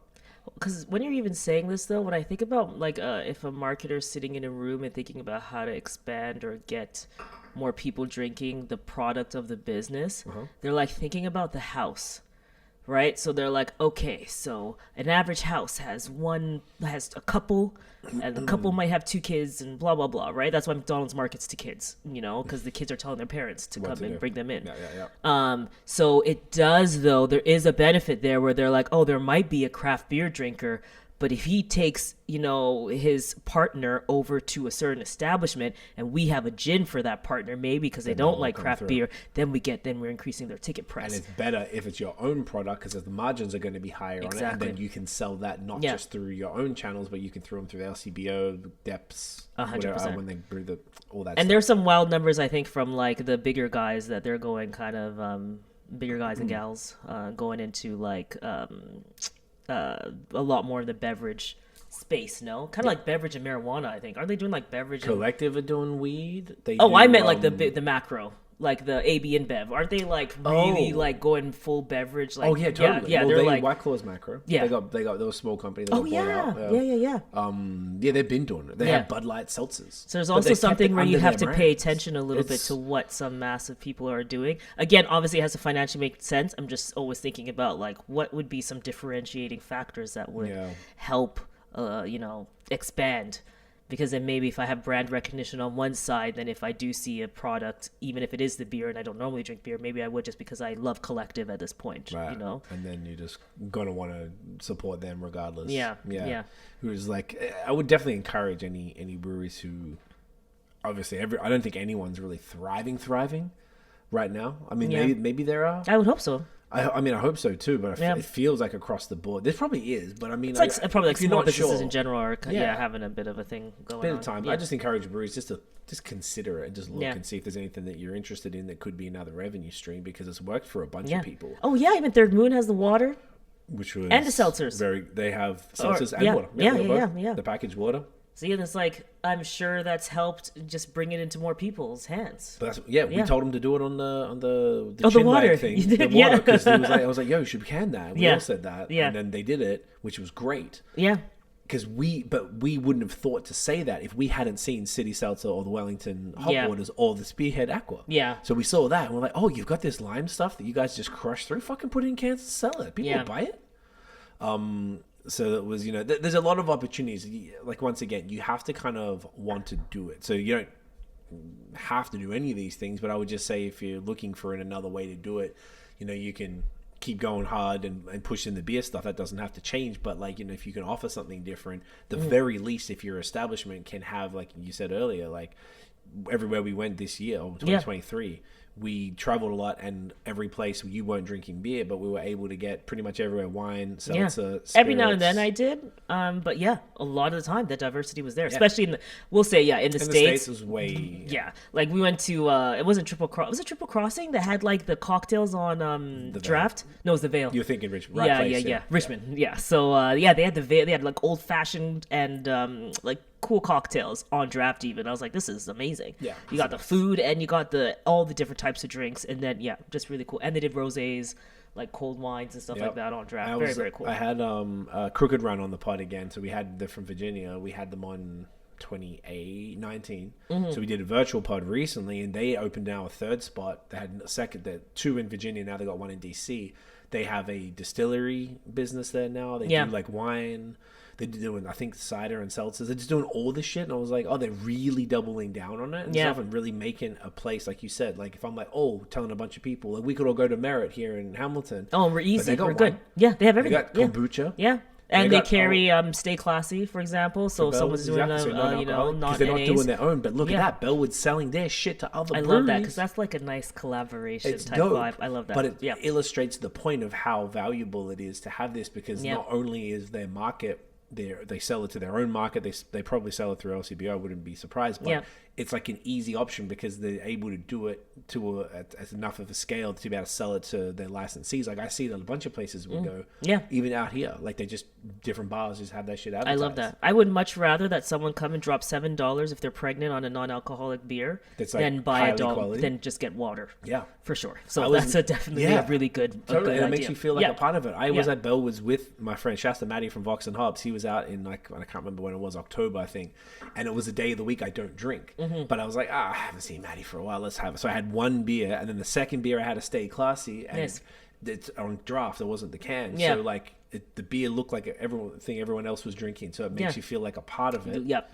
100%. Not so designated drivers. You cover everybody. It's perfect. Good. I was able to it taste like the taste side is perfect because it feels like I'm drinking a beer. But anyway, it was just such a cool thing. So I think that they're very, I know very we got really in on the market saturation. Yeah, for, we're going drinking pretty preferences, but we have no time. We have no time restrictions. So you keep hanging out, guys. Just Exactly. keep hanging out. Here. So again, don't want to tell anybody obviously how to run their business. Just want to bring up these types of interesting things that we've seen as marketers, one, and then consumers as well. So I think those are interesting opportunities, and like I would love if you could interview some people to learn more about what that side of the business is like. I'd be curious. Oh, maybe we'll meet with Shahan.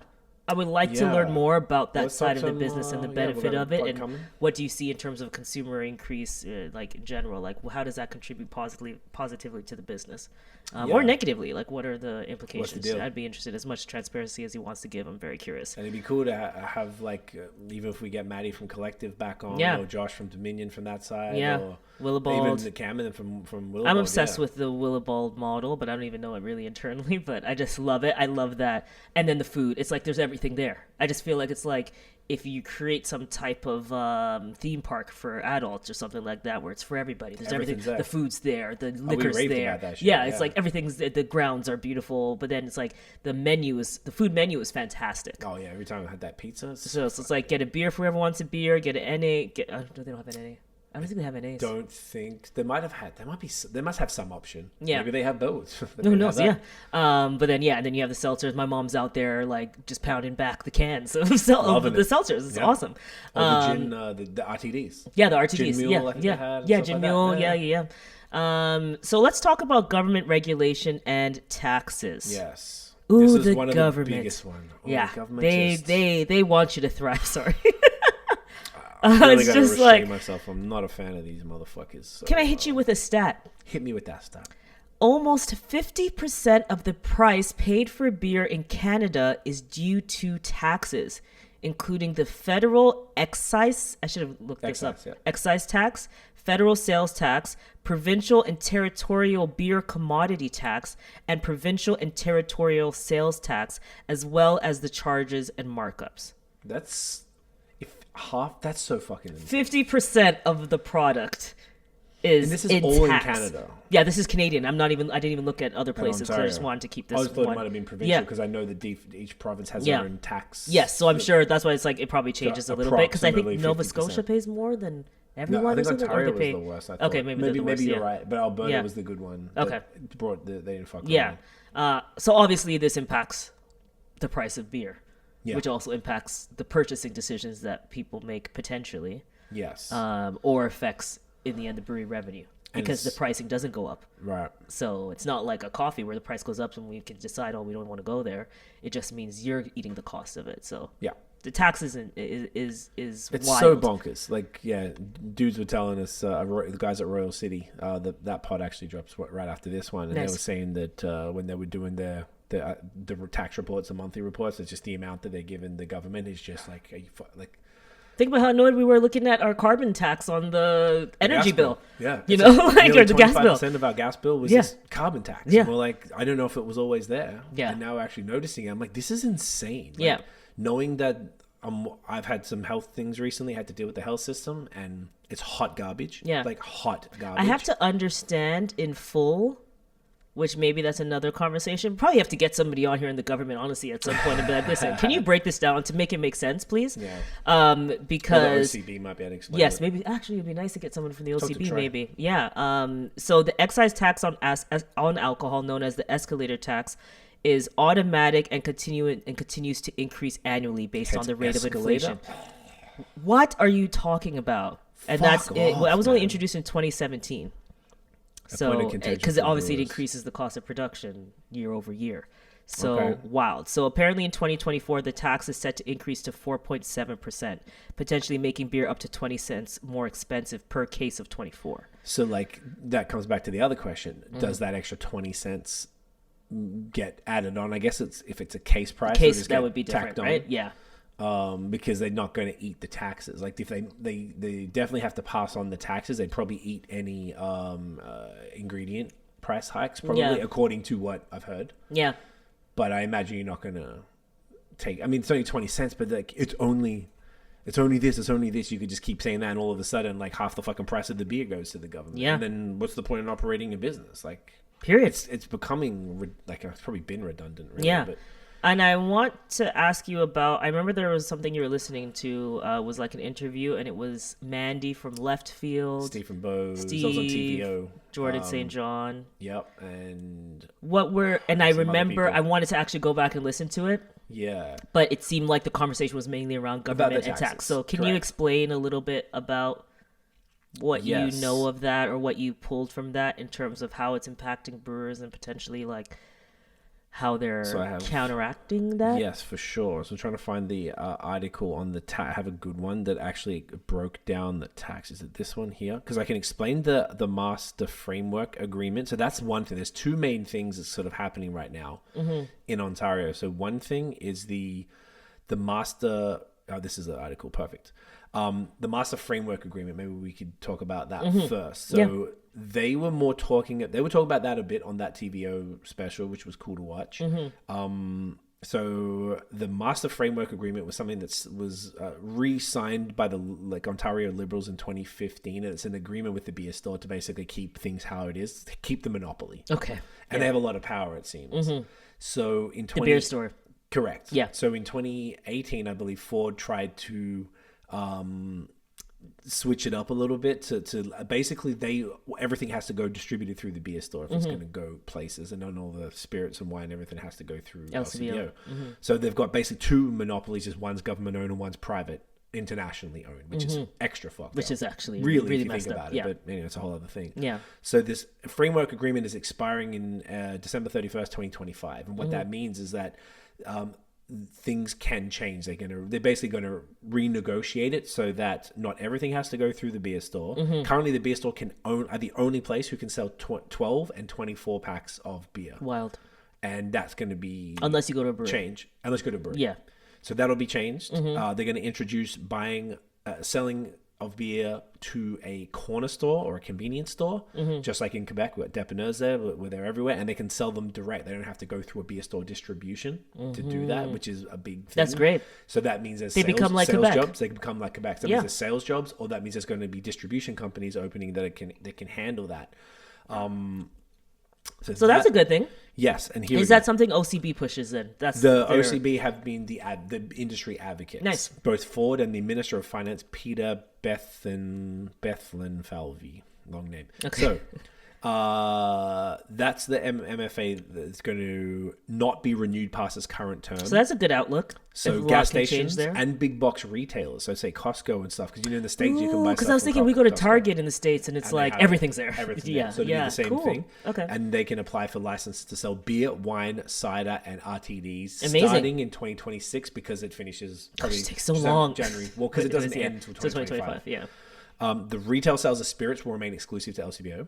Okay. They got that chokehold. Oh, and a part of the thing, there was up to 450 locations of grocery in the province. That was also part of that master framework agreement, and that's going to Like be how we scrapped. saw So them in basically Loblaws anyone and can all that get stuff. it. Okay. Exactly. All Any right. grocery store anywhere, as opposed to just the Awesome. minimum, the maximum there. Yeah. That'd be so cool because if you started like a smaller grocery store, like a boutique store, like PI yeah, in Montreal. yeah, will then sell you it. could Our stack favorite dope one beer there. and yeah, cool. So if you had a good beer buyer, Yeah. you'll be able to curate a nice list, Yeah, which is cool. that's cool. Boom, boom, boom. Okay, so that's not relevant. So LCBO is still the exclusive alcohol wholesaler, and beer store is still the primary distributor of beer to bars, restaurants, and retailers until at least 2031. But breweries can use other distro channels if they choose. LCBO got a sweet deal. LCBOs, that's the other scam. It's all mafia, but Yeah. it's fucked up. Retailers will be free to set their own prices for alcohol products as long as they're not below minimum price points. Mm-hmm. And beer store will continue to operate the province's recycling program for beer and alcohol containers until 2031 as well. That's more convenient, guys. So I'd say, though. I One like place, that part yeah, of it. Yeah. So that's the first thing. So that's going to be cool because that's going to open up just new sales channels. If you think Yeah. about it, right? If we started a brand selling clothing, we got no restriction. We can ship worldwide. It's literally why 21-year-olds are so wealthy right now. Yeah, It's 'cause because they can they do are anything. just making an account on Shopify, buying things from Alibaba, and just shipping it through. Like they are The drop just shipping killing stuff it. and, Drop like, shipping, either everything. way, Yeah. beer or alcohol, at least anywhere in the world, from archaic ass rules, Mm-hmm. are the only product that like is stuck like this. Yeah. It's so crazy. So this will definitely give more channels. Like to me, I don't know. I think we're all fucking adults. We've been to Savannah, Georgia, Las Vegas, Key Yeah. West, where everyone's just drinking open containers in the street. No problem. Didn't On the see street. a single issue. Yeah. Like One girl was throwing up in Savannah. yeah, well, that's But that's her also, own problem. like, but a everyone Friday else was night fine. at, like, Yeah, midnight yeah. or Everyone, so, you see whatever that on night it King was. Street on Friday. So- Friday in Toronto. whatever. So exactly right. Mm-hmm. I don't put that down to being able to walk around and drink. No, that's her own. That's her own issues. problem. She Yeah. just couldn't handle his shit. Yeah. So to me, I just think you should be able to get anything from anywhere. I Yeah. don't think it should just be open borders for everything. Like as far as products, just like I can buy a sweater from Los Angeles, I should be able to buy beer from New York. Yeah. And get it shipped across the border with no problem. Like, Yeah. Anyway, that's a whole other convo. So the tax, this is the fuck shit, and this is what the OCB are really working on with the Keep Craft Beer craftbeerlocal.ca, so you can actually email your local MP Mm-hmm. or MPP and request them to review this. Particularly in Ontario, you choose your area and your favorite local brewery, and Mm-hmm. just to mention it.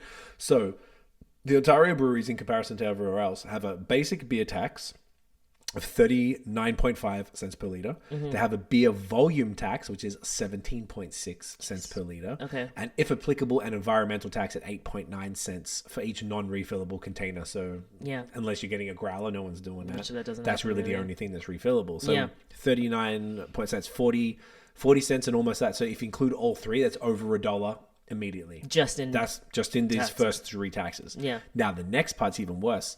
The Ontario's Ministry of Finance charges a rate of over 60 cents per litre and an additional fee of 60 cents per litre to sell beer through the LCBS. That's $1.20 per... Added on top of what you just told me. Added on top for 1 litre. So for a usually product that's supposed to be $3? Sorry. Okay. And in Michigan, for example, the state tax is 5 cents per litre. Okay. And this is $1.20. Yeah, that's a massive... And say the thing... Yeah. And then look at the other one. So these other taxes I just mentioned, so call that... I'm bad at math. Call it like $1.05 approximately. Yeah. Maybe $1.10 if you want to round it up. Yeah. And then now $1.20. So that's $3.30. Sorry, $2.30.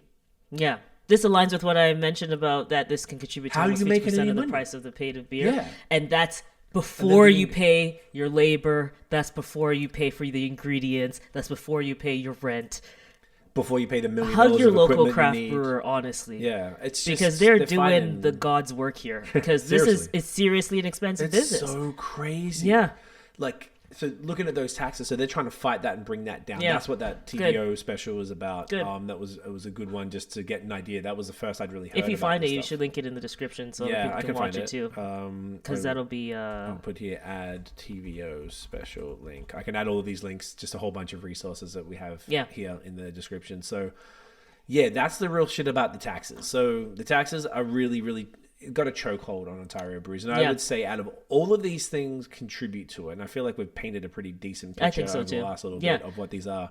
I think the tax would be an immediate relief. If you think about it, at the very least, if I'm understanding this correctly, that's say $2.30 between all those different taxes. If that's correct, immediately that's $2.30 or whatever, that'll be reduced significantly into a brewery's pocket. Even if it's just that $1.20 down to 5 That's cents, still like a Michigan. lot. Yeah, that's still a lot. $1.20, add, a fucking however they do thousands of cans per run. Yeah. Boom, that adds up. And that's like salaries, that's rent. Yeah. That's like keeping the lights No wonder on. it's so difficult to hire. Because then, like, Yeah, you can or struggle you might not to- even pay yourself a salary for a Probably long not, time I to bet. even make up for hiring an employee. Yeah. It's just like everything. This is the whole thing that's fucked. Even the Do first you point. want them to succeed That's the then? thing. Yeah, that's what I'm wondering then. Like, are you trying to build an environment that allows a brewery or any small business to succeed? thrive. Again, I can't compare this to what it looks like if you're running a restaurant or if you're running a Well, boutique. I think 10,000 restaurants at least in Canada closed during we the know. pandemic. Yeah. So But it's just like these, It's I guess pretty all similar. these taxes even existed before the these are just existing things that you put in a framework. So it's Yeah. like you're fighting against so much. the That's not taxes aren't even the framework, thinking but about, I just mean in the existing like framework of like making somebody, right. yeah, like all the things you have the to way do. it's set up here. Yeah, it's like it's not like you're setting someone up for success No. where you should, the whole point is that you should want more people doing something so that way you bring more money in. But this sounds like what would you do differently if you wanted them to fail? Yes. I say that a lot. We say that Yeah. a lot here. Like, If you were what would you trying do to- differently?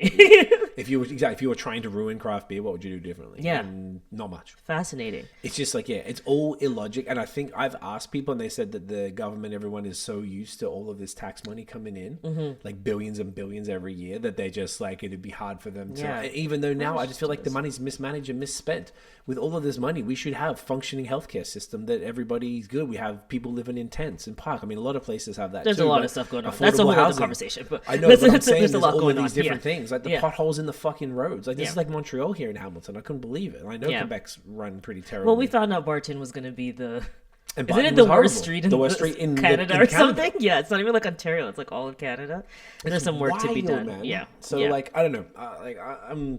I feel personally There's a offended lot. by all of this. And I Yeah, wouldn't it's even own a offensive. brewery. I think this is offensive, and it just shows like you were really putting your blood, sweat, and tears into this because the amount that is against you, it just and compared to what you're even mentioning in the U.S., it's like you're not creating an environment for success. So it's like you'd have to be constantly, it's like you're making it so that business owners are battling against the common practices to just survive and Facts. can't even thrive. So Yeah. very not fair. Dated Yeah, a arcade. 100-year-old arcade. Worst thing ever in any circumstance is to do things just because they were done a certain way and keep doing that without rethinking and reshaping based on new information. So, Yeah, exactly. Okay, so I was gonna how say- much time are we in? Because we're just yapping. Are It's you? an hour 23. I'm gonna Okay, give we're fuck good. you 5 Okay, good. hours. Okay, good. Do you want to get the next Yes. beer? Because I'm basically And I done loved. now. I'm just finishing this, Yeah. so that's good. All right, we're just gonna pause, and then you guys won't even know the difference. It's like magic. I know, right? I think I looked down at the wrong time. I was trying to look at the thing. Okay, next beer. So this is what we were talking about earlier. We have the first beer either of us have had from Stillfields Brewery in Meaford, Ontario. Their Hoppy Saison. It is, I think, like 6% or something, 5.6. So yeah, this was super sad to hear because I heard really good things about these guys, and like I was saying, being a little. Slow to Slow to the adopt. uptake and stuff. You know, Yeah. like I was saying, I had a few more beers of this style over the last little bit. I'll do yours first, Oh, thank you. and quite enjoy it. Thank you. When I do bust it out, so oh yeah, look at this. So I don't know a ton about it, but I know they do all oak. Like that's their whole vibe. Are you saying, Kevin? Just in case I was just pouring over a over my extraordinary. quite expensive laptop. It's really difficult to pour with all these fucking mic stands. Yeah, everywhere. we got a lot of technology in this that small for now. space. Yeah, I'll let's put go it there for for this. when I take a photo. Yes. Oh yeah. Just give me 1 second. I'll pass that over. Oh, you no do worries. that You photo take your first, time. and then I'll do the selfie because I need to review this beer. Okay, lovely. Oh, look at that. Did I spill it on myself? God damn it. A little bit, just a little bit. Just a little. So yeah, Hoppy Saison. Let me find it on Untappd so I can talk to it while you're taking the photo there. So yeah, these guys opened I think 3 years ago. So I mean that's pretty quick to wrap it up, which sucks. Only 3 years? Well, that sucks. Yeah. I mean, but I just think and this is coming in nice. Actually, really good segue once we finish talking about it because this will go into like the next point. Stillfields Hoppy Saison. Well, it's got a pretty good rating, nearly 4. 5.6. Hoppy Saison is brewed with 66% barley and 33% flaked wheat, bittered with our own Cascade hops and finished in a kettle with Czech Saaz. Barrel aged for over a month and dry hop with Saaz, Hersbrucker, and Styrian Celia. Fuck. Not overly bitter with a nice hop expression. Expression? Yeah, I'm on my way. Do you want to trip me out when you say like espresso? Thank you. Yeah. And everyone keeps saying espresso. People who don't know. Yeah. All right, you be in the photo? Of course. Gladly. We're just taking a photo, audio listeners. Ready, guys? You know the vibes. You okay with that one? Yep. I'm Do fine you want with to double check and approve? Let's see. You got to get photo approval, I guys. approve. You approve? Yeah. Shit. One and done like Jay-Z. All right, well, first and foremost, One take hove. cheers. Cheers. Get that in you. Cheers, guys. Okay, so it's pouring a little opaque, wicked, foamy head, as you would expect. Nice, funky, tropical nose.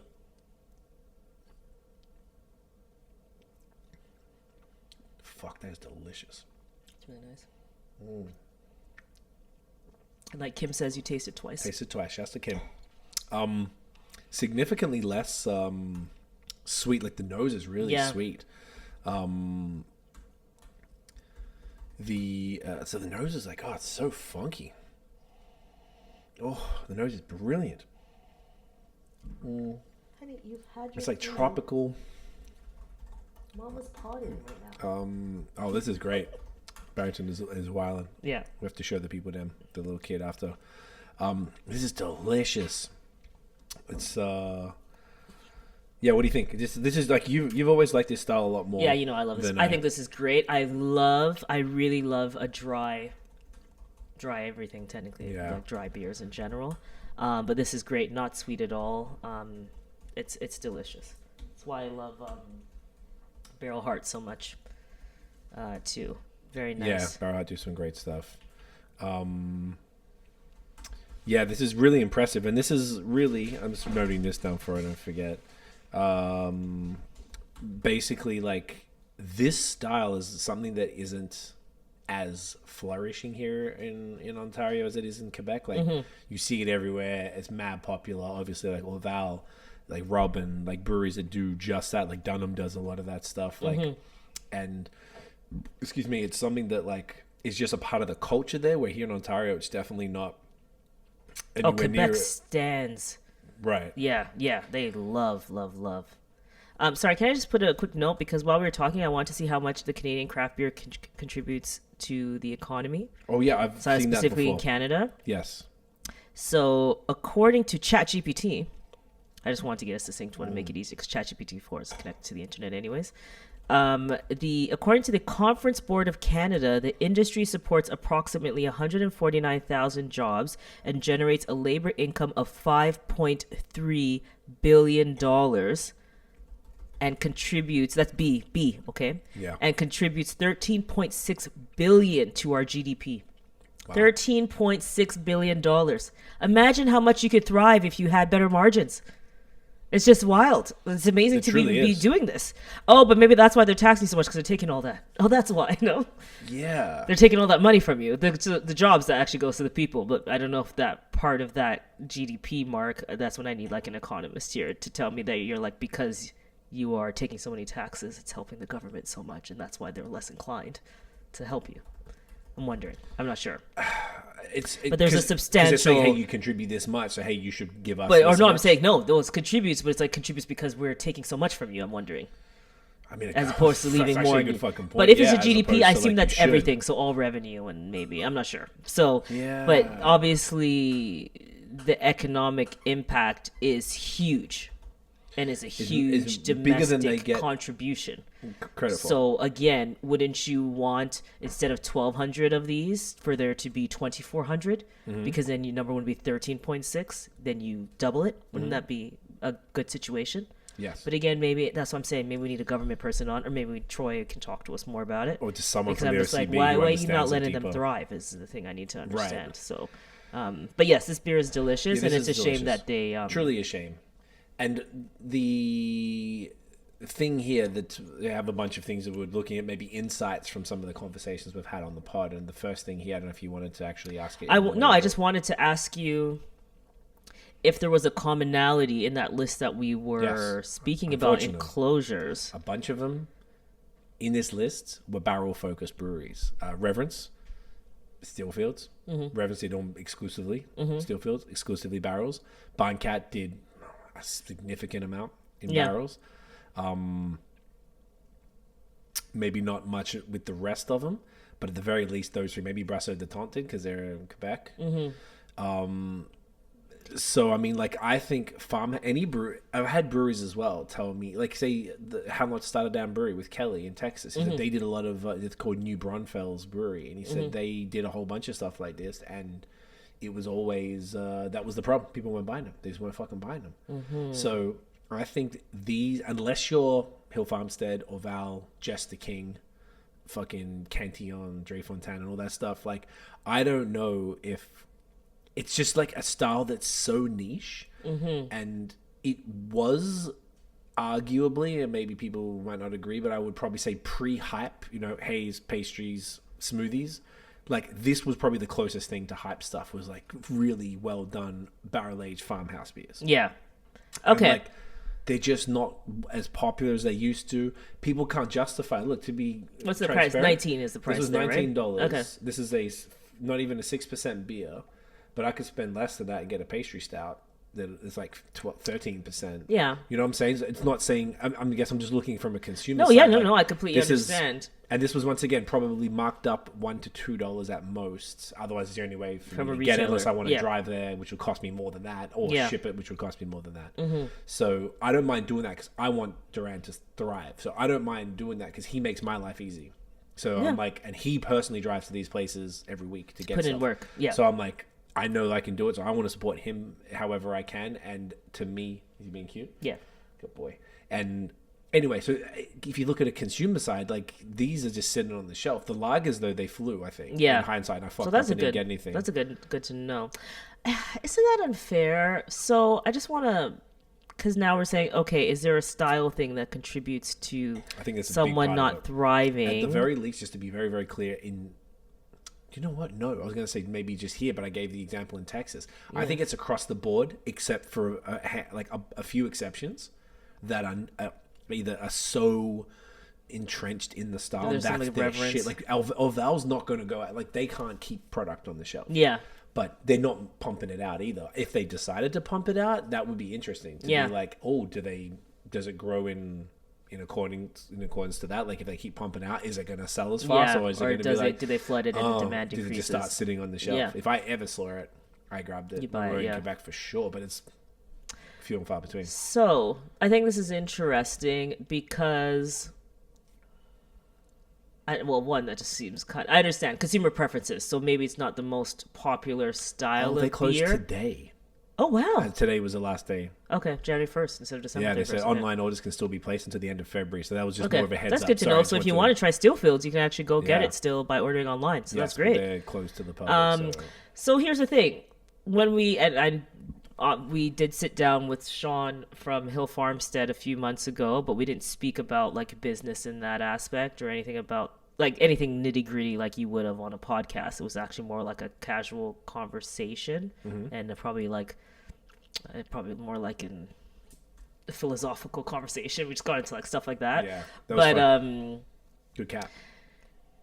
Do you believe, I'm asking you as a craft beer drinker, like why do you purchase Hill Farmstead but you were less inclined to purchase from another Canadian That was local here. brewery that's local? Is there something about this like mystique and reverence that they've already had that you're choosing them over someone else?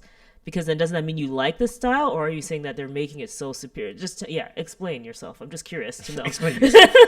This is the general That's a fair consumer, because question. that's why I'm Yeah. wondering. Yeah. I mean, I think you're right for sure. I mean, I don't get hold of Hill Farmstead much, so when we were there, we got to hang with Sean, and I went to the shop, and I kind of just got whatever they had. Yeah. They had a bunch of stuff, but I knew we were already coming back with an insane amount, so I didn't go as bonkers as I probably would have liked. I know that they are exceptional, and when I do drink those beers, I'm like, oh, wow, this is what it's all about. I've been disappointed too many times with this style, if I'm really honest, because it's not my jam. I bet you... This is fantastic, by the way. It was just like... Great. I would rather drink an IPA. Yeah. More times is really what it is. And it also felt like I could roll the dice on an IPA from my favorite breweries. It's going to be anywhere from $6 to $9 maybe. Yeah. Whereas this, I just checked on their website. This is $13 on their website. Okay.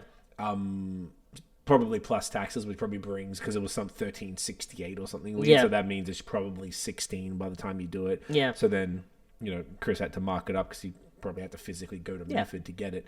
So to like rolling the dice on a $19 bottle for one thing where I could get 2 cans, it'll have it, maybe some people just have 1 can a night. Like I like a few. So it's like a dice roll on the quality. Yeah. Even though I'd heard good things, maybe I might not like it. And Yeah. I'd be like, oh, fuck, now I got 750 mil. If you're not drinking it with me. And Yeah. I've got, you are this one, which is cool. But like, I bought 2 bottles. Yeah, I got this and they got their Grisette. And I thought I wanted to start with this. It's probably a bit more of a true, Grisette's a little softer. Yeah. And like, I thought I'd want to go that. But now I might go, I'm pretty sold to go and get one of each of the other bottles and Nice. stuff Oh, that wow. they had. So you just tried it, and that's what changed your And mind, this which is feels like interesting. the high. And I had Hill Farmstead last night and had some Cantillon last night, which I never do, but it was New Year's Eve. So I was like, I really enjoyed this. But Yeah. I don't know if it's something that you can do all the time. If you look at this is like a $20 bottle. You can't bust something like this out in every beer drinking session. Like, it's not practical unless you're rolling in it. Like, you're really going to be... I was it's like, gonna it's so add funny. up. It's like, technically, I know, because I love your saying, that was like bottle of rolling wine. in it, but I always think of like wine. And this is why I'm trying to understand, because I'm like, okay, you put literally every bottle of wine I buy is like $20 every is time. your whole night, right? For the It most shouldn't part. be. Could you not? It shouldn't be. I was Okay, like, it sorry, should be sorry. 3 days or something, I think. Okay. But yeah. But then yeah. you can't do that with... Or you can if you get the stopper in it. But like... Yeah. You and me, I don't know. I'm a volume guy now because of doing this, and I just want to get through stuff, Yeah. and it's just the way it turned out. But previous, I was not even a huge drinker before the beer stuff. But yeah, to me, I don't know. That's just me specifically. I've been a little more sold in the last couple of days on this stuff. Yeah. Obviously. Which is awesome. I feel I had some more. I had some with Dan or bust- something? Yeah, I felt like I bust some stuff Over open with Christmas, Dan right? before I got sick on the Yeah. Friday, on the Saturday, Sunday, before Christmas Day. I think we had some. We did. Yeah, we had some Barrel Heart and we had some Brasserie Generale. I BG. totally should have sipped a barrel heart. I missed that. Yeah, I Okay, still got, I got a it's few okay. more down Yeah. there. We know, Mark. But Yeah. either way, I feel like in the last like week and a half, I've had more of this style than I have probably all year. Even at Hill Farmstead, I got their lager and I got their IPA. Yeah. Okay. But I bought the bottles and I bought whatever they had in cans. Yeah. So I got a bunch. I got 4 bottles. I think I got a stout, a sour, and then 2 Farmstead. So yeah, it's just not something I want to drink all the time. And to be honest, having it here and there makes it kind of like more special. Yeah. And it's like, oh wow, we're having this like I'm really enjoying this, and I really enjoyed all the other ones I had over the last week or so. Yeah. So it could be that. Some people drink this shit way all more the time. than Doesn't that, I feel like Noah? Doesn't he? Isn't this more his vibe? he's now like shouts to Noah from Beerism in Quebec. Now he lives around the corner from Massorum. So so no, nice Hayes boy. Yeah, no, he's just a Hayes boy, and he gets that, and he gets like Pêché by the case. So he got Pêché, which now is in Ontario in cans, which so is grab that amazing. LCBO. Oh my gosh! If you are in Ontario, go get Pêché. Pêché Mortel, the flawless stout. execution on a stout. Oh my gosh, we had them at Godspeed, the collab one. Yeah, their version was fire. Incredible. And then didn't they have the regular on top? Oh no, they didn't have the regular. They didn't have the regular. They had their one, but they couldn't can it. It was the opposite. Yes, and that's what it was, they told Luke said back then he's like, they're gonna go into keep the it thing. low, Yeah, but they're gonna do it. And yeah, I managed to buy some the other day. Amazing. I haven't cracked it yet because I've still got bottles. So I figured I should probably have those first. So I think this is interesting because, again, I'm just wondering, and I'm asking, that's why I was just like, why? I just wanted to hear your perspective on it. Because, so what do you think? What's the reason why I would or someone else would purchase a bottle of wine for $20, but they wouldn't purchase this bottle for anywhere around that price, be it $13 online? Because a bottle of wine is, you can get a nice Ontario bottle of wine for $13 too. You're right. What or $12, sometimes $11, depending. Sometimes. So yeah, what is it? Is it a volume, like an alcohol? Is there not enough alcohol in this for people, or? I think that's part of it because it feels less value. Like okay, I'm spending all this like money wine's at 13%. What is this? Like 5.6. Okay. It's light. But I this is what I wanted. But these are typically lower ABV, really like smooth, nice beers. So like. I think it's that. I think it also feels like a one and done because people don't think putting the stopper in it the next night is maybe not the same. And it's like you don't want to just sit and just chill and have one nice bottle of one beer. Like you could drink this $7.50. This is the equivalent of 2. I was thinking that's probably just a nice evening. It's like it's chill. Like probably 2 glasses. Like 2 and a bit or whatever the fuck. So it's pretty light. I mean, these are the Hill Farmstead glasses that are made for it, so they're probably not the full 375. But either way, I feel like wine you could, particularly the screw tops. You do that, you pour it on, you get the wine stoppers. There's no carbonation though, so you're not going to lose any quality really. The wine stoppers do really well with the sparkling.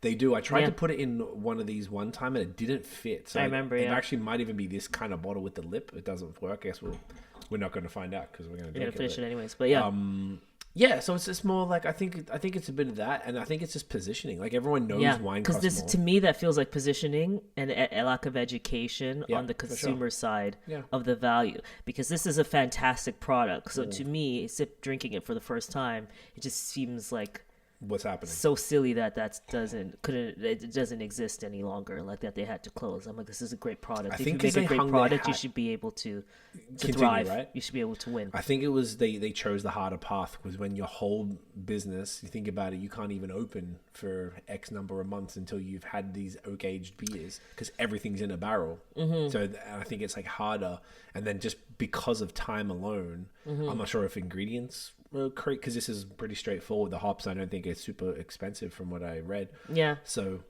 it could just be like the time and the amount that it costs when you put all this together, like a winery. But the public has an understanding of this how much wine costs, particularly on a small batch producer. Yeah. The ones we go back, Tanner Rosewood and all these people in Gainesville and Niagara on the Lake. Yeah, like 20 Valley, Niagara on the Lake. Yeah. So like.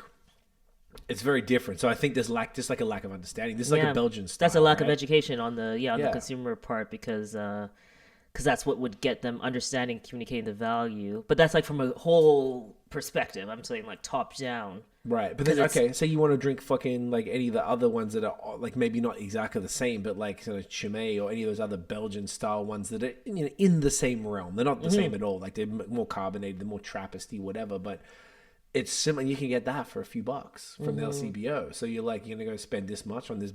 I mean, the bottle's beautiful. And the other thing is, bottle feels like, oh, I need 4 mates here to share it. Even though the ABV is not that. But you know what I mean? Like, that's so why funny, we all have because I was just thinking, because we all just, You know, we sit and drink one bottle of wine sometimes. Some people, and Some just people in sitting, couldn't we be don't think more. about friends and having to bring anyone over. We just sit and do it. So there's a volume game happening there. It's almost like, where did we go? You're gonna kill me for not remembering the name of this brewery, but we did like a nice food pairing.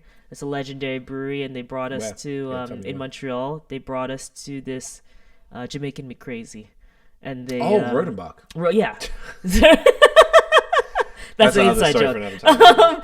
But yeah, like that to me, That that, made me reminds fall me in of love with that. education. Because to me, I was like, this beer is phenomenal, but it's I because it didn't was like that paired style with before food. then. Oh, see? So that's what I was like, And does now there it's one need of to my be more favorites. education from something top down that lets consumers understand that this is a delicious beer that you pair with maybe a great fish and some steamed like vegetables fancy and French things? food and shit. Yeah, because I felt like you didn't care that much about Rodenbach, and then it converted you, now I and do. I just loved the entire That's experience. I was like, this is amazing, and this beer is amazing because you understand it in context and you treat it differently. So it almost feels like these types of beer, because they are phenomenal, and it doesn't feel fair to just say, oh, you made this style so you can't thrive, and it just sucks. Sorry, too No, bad. it does. You know, It it's sucks. like It's not fair.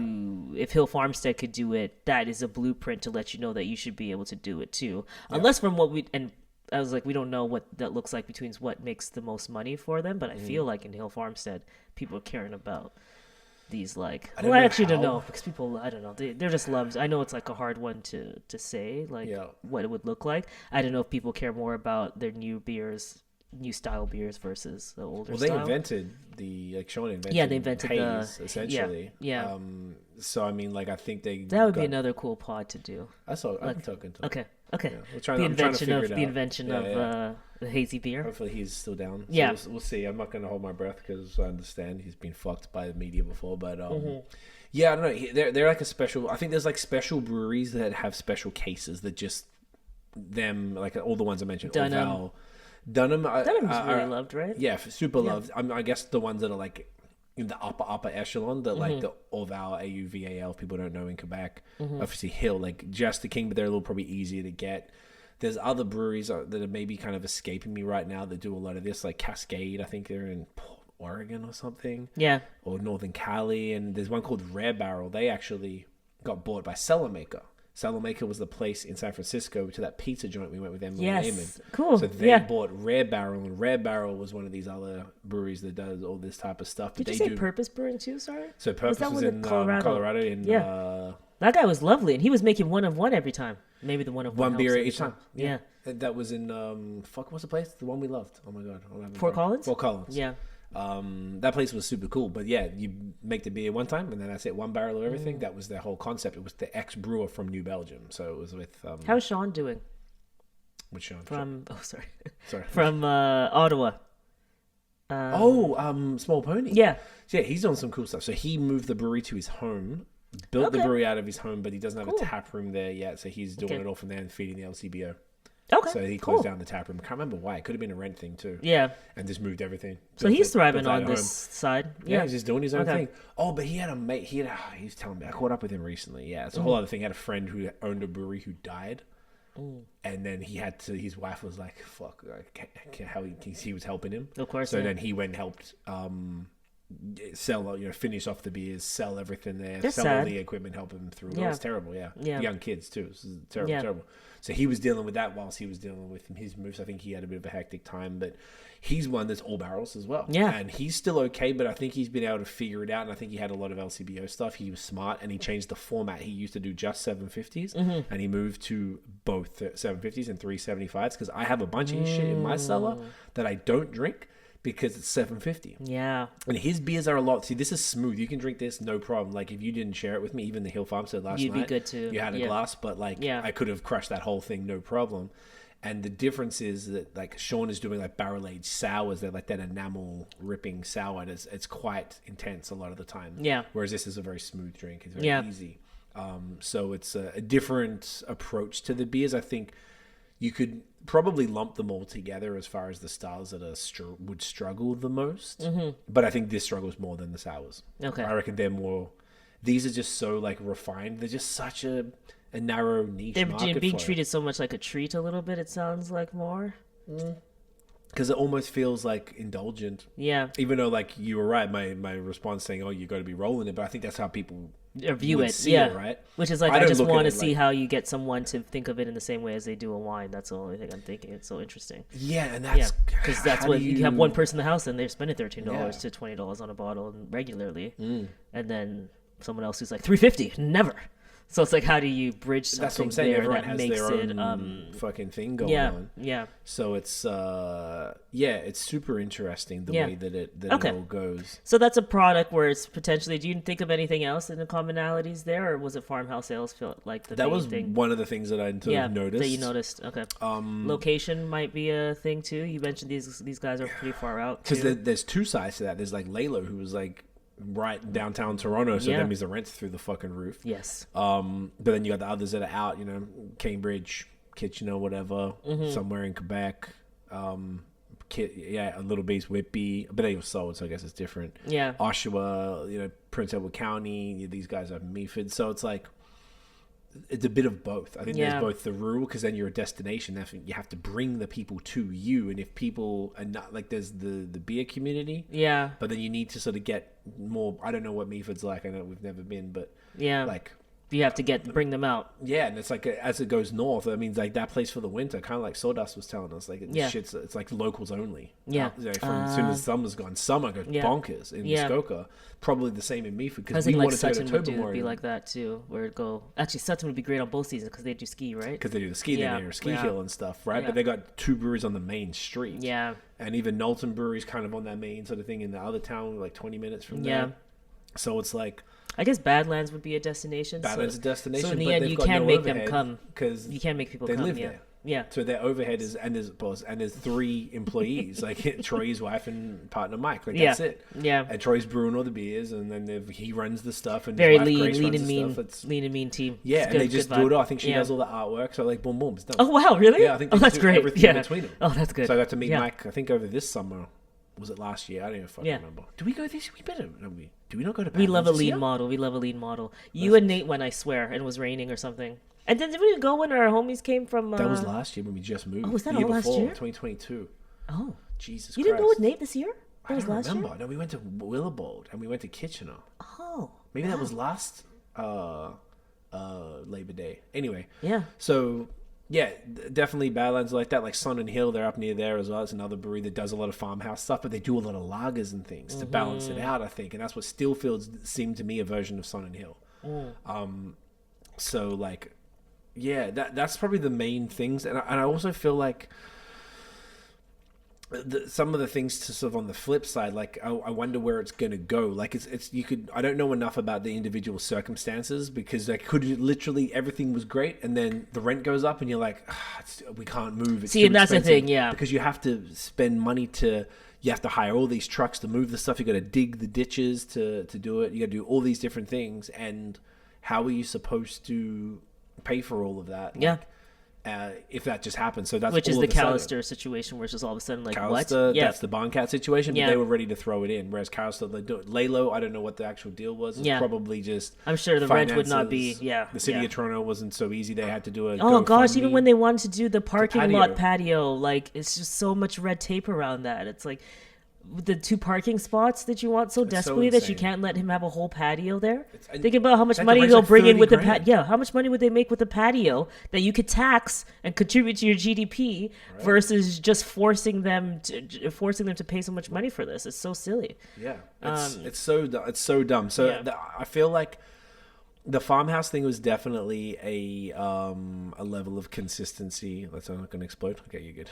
Yeah, Yeah, I was a bit worried. I didn't want to like has some smash it up. steady. Yeah. I got a little bit. I didn't care. It's So that's an interesting one. Would you say protein. there's anything else that Kelly, from your How Not to Start a Damn Brewery, Mm-hmm. anything else that he illuminated or shared that was interesting that would contribute to this portion of the It segment? could have been. That's a great thing. It could have been like. To be honest, I go through these pods. I don't remember nothing. Okay, that's fair. Like, I kind of. You wish, talk like, to a lot of people. That's you fair. and Nate You were talk to a in lot on of that people. one, Yeah. So, and I didn't ever listen back to him because I don't want to hear myself talk. But Your voice is great. no, it's not about. I'm happy know. with how I talk. It's just Yeah. like, I was there. I didn't need to listen to it. Yeah, yeah. But he was talking a lot about. I think it's like sort of finance management, because a lot of Okay. people, a lot of breweries are just these optimistic, pie in the sky, like kind of like, yeah, man, I'm gonna start a brewery, and they kind of want to buy themselves a job, really, because they just want to make good beer, and they make themselves happy. But they go into it, they don't know shit about starting a business or getting the permits or managing finances. Like even us, we have to learn all this accounting shit. So much shit you go through. It's awful. It drives us it's crazy. Terrible. And we still don't know. It's awful. You're paying lawyers to do stuff for you. You're paying so much to accountants to manage the money that you make me pay for the tax. To be just an so many agent things. of the government. Yeah, it's like a scam. yeah. Everything's a scam. So I'm like, I think that's one of the biggest things is like the best example, which we talked about last night. Say our good friends at Saint and Baron in Elma, Quebec. Hey, thank you. Hey guys, love you very much. The three partners there, Jacob's marketing and my graphic flawless design, trio. the flawless trio. I love the and trio. I don't think everyone has this. Yeah. So there's three partners. Jacob, marketing, sales, design. He's a trained graphic designer, had his own firm for years. Stephen, accounting, like operations, all of that stuff. Yeah. And these are our partners on LinkUp, by the way. That's how we know that they're very good at what they do. Stephen is on top of everything. He's so good. He's so on top of it. And I actually never met him, but Dimitri, and he's the brewer. Yeah. The three partners can handle all elements of the Perfect brewery trifecta. together. It's like all the key elements of running a business in the three humans. It's perfectly spread out. Like for us, for example, we don't have a marketing and salesperson. Do you know what I mean? It should be, We're marketers, but we're not sales. We're not sales. Yeah, yeah. So but we never had to do sales because we do referrals. We're more referral based. Yeah, but yeah, and we got products and stuff now through High Season, our agency. But yeah, so I think that is one big thing that's missing. Like really having that like in from the jump support that everyone can hit these certain things because And you gotta can brew the figure it. beer, Yeah. but the market. What's the point of brewing if you can't get do people the to buy rest. it? Yeah, If it doesn't look good. Yeah. If you don't have the distribution channels, I don't know who does all the sales and all that stuff, but maybe they have a salesperson now. Yeah.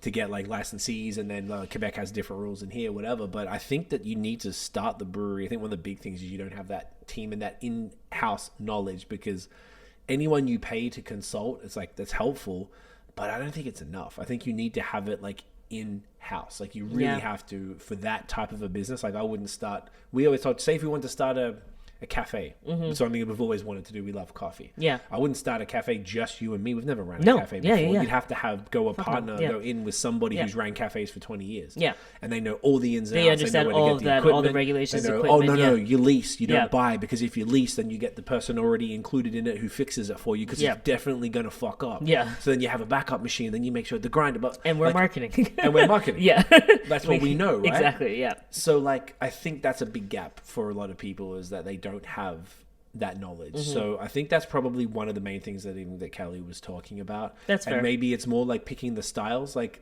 it's all romantic to go and do all this farmhouse stuff, and I think it's dope, but is it realistic in the market where you live? Can you sell enough oak-aged farmhouse beers to sustain the business, keep the lights on, pay the employees, pay the taxes? Like, can you do that without, LCBO is not taking this shit. Like, there's no chance that it's just very unlikely. I don't mean negative, but it's very unlikely that this style of beer is going to. Can you explain quickly to someone who doesn't just think understand why that would be the case? Because their customers don't want it. And they've got all the Belgian It can't move stuff. fast enough. It's not going to move, right? So they know, and they have certain things that they want. They predetermine. A few people have told me about stuff. Like Erica from Society was telling me some stuff.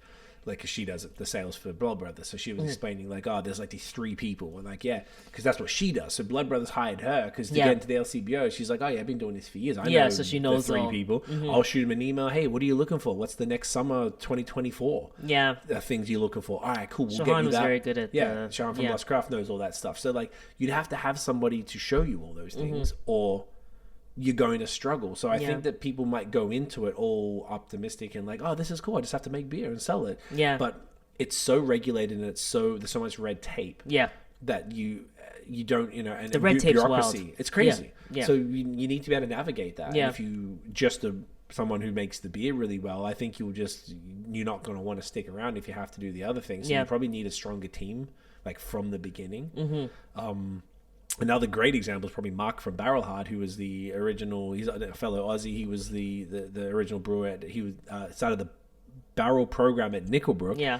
Then he was the original brewer at Bench. Yeah. And then he did the funk side. And they did all the funk side, but he started like Kentucky Bastard, all of the stuff that Nickelbrook Legendary. is doing today and then Patrick from Blood Brothers took over there. Yeah. And then now he's doing Barrel Heart. And he's what a league of extraordinarily talented people. But anyways, And he was saying his company's profitable and they're good, and it's super. It's just him. I Him and love his it. wife. So small. Yeah, him and his does wife. the design. Yeah. It's beautiful design. It's really classy, and he's at every fucking farmer's market. That's the thing, though. Do you see that? I he's did so happy. witness him in person, though, Yeah. educating people of all ages on the beer. people So like I will 70 say that, in- like the people in front of us who I just saw him just slickly sell to. I was like, wow, that was just like a really good fast Giving sale. him a try. Yeah, on I gave him a something, sell him taste, talked to him bottle. about it. It was like probably like a 70-plus-year-old couple, and then the guy, the husband was like, yeah, all right, sure, I'll grab Yeah, and these. there was like an $18 bottle of farmhouse beer, and you know Yeah. he's like really particular about the fruits that he ages stuff on. He gets it all locally, and he was saying, because I was like, is everything good? And he was like, yeah, we're profitable, we're good, because I think they came into it. They'd they be had the lean and money, mean too, though. super lean, because there's one person and like two of them, and there's a couple. He just. And the bar is tiny. They got like 3 seats at the bar and a couple little tables, so They he's do able the to handle collabs it for all. food too. They bring the food trucks in Yeah. to make it. It's a vibe. They It's do in like this little- lobster rolls, I think, pairings and stuff. We meant yeah. to go before the end of summer, I think, because we were going away. Oh, we just went lobster roll. We just had so many crazy. things. Oh, yeah. that was the problem. In We New went England, to yeah. New England and went too ham on the We went lobster hard and the on clam that. chowder. The old, Yeah. the old tummy wasn't loving it. Yeah. But yeah, so I feel like that's a great example of someone doing farmhouse beer that's making it work, because it's just him. And Yeah. he's happy as fuck, and he's like, let the beer's ready when the beer says it. I love that. I Like, love he's that. not like, all right, we need to get this out by Yeah. the end of it. He doesn't give a shit, and he's just hustling. He's getting into restaurants. I gave him a bunch of names of places. We went for your birthday. I'm like, bro, Oh, your nice. shit will go great. Yeah. So he's like, yeah, cool. I'll tap in, and I just really think That's that what I always loved they about. started Wasn't it well. Oval in the so sorry to cut Pullman you Wine off Bar. in Pullman Wine Bar? That was my Like that's such a favorite. vibe where you have, and that's what I'm just saying. I'm like, these beers are beautiful, and that would be so nice to have in a place like place. Pullman's a really cool wine bar in Secco, Montreal. out here. Secco.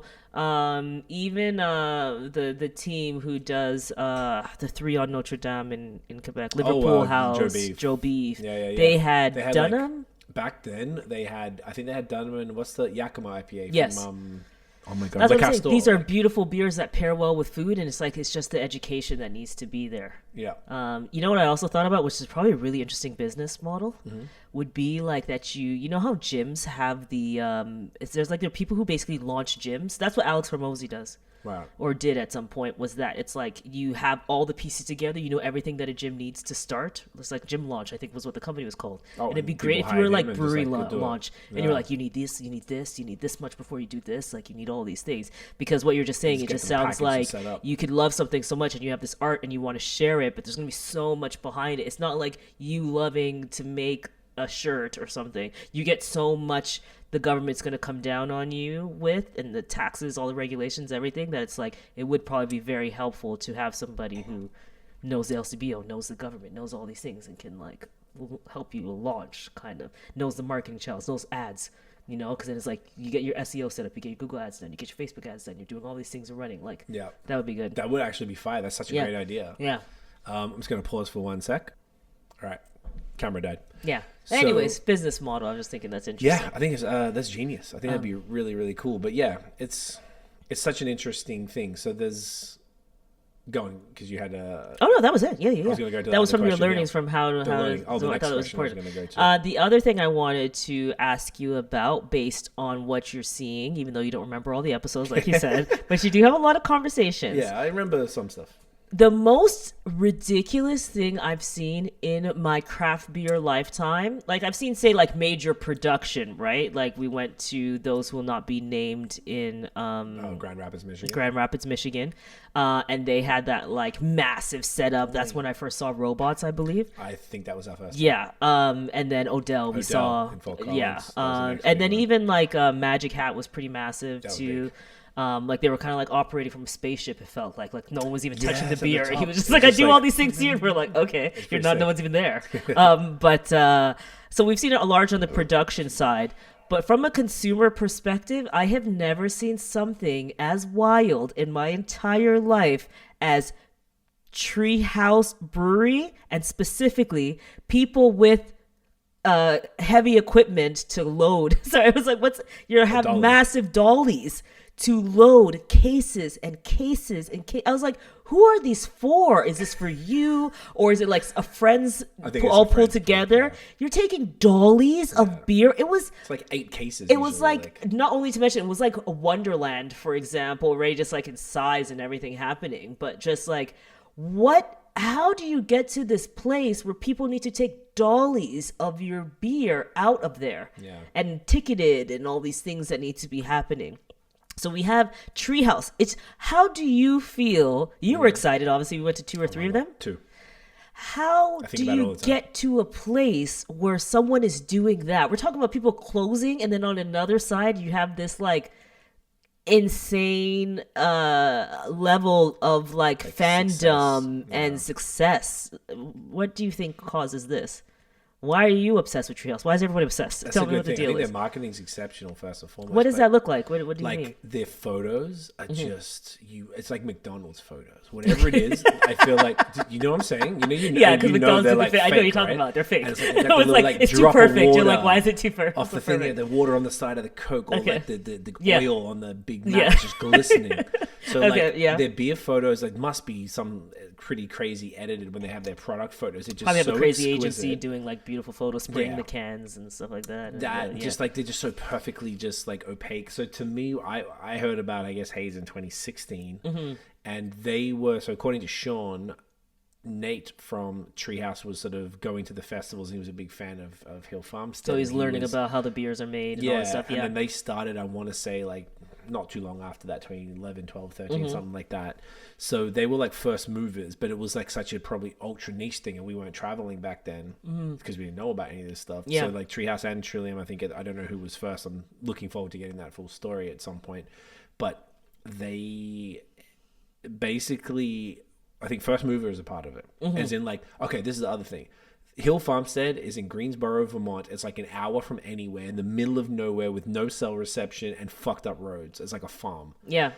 If you go to Treehouse, Charlton, where we went the first one, that was like an hour and a half from Albany on the way to Boston. So I think on the other way is like an hour from Boston. Yeah. And then they've got the second one we went to was Tewksbury. It was like 30 minutes north of Boston on the way to Portland, Maine, which is the golf course one.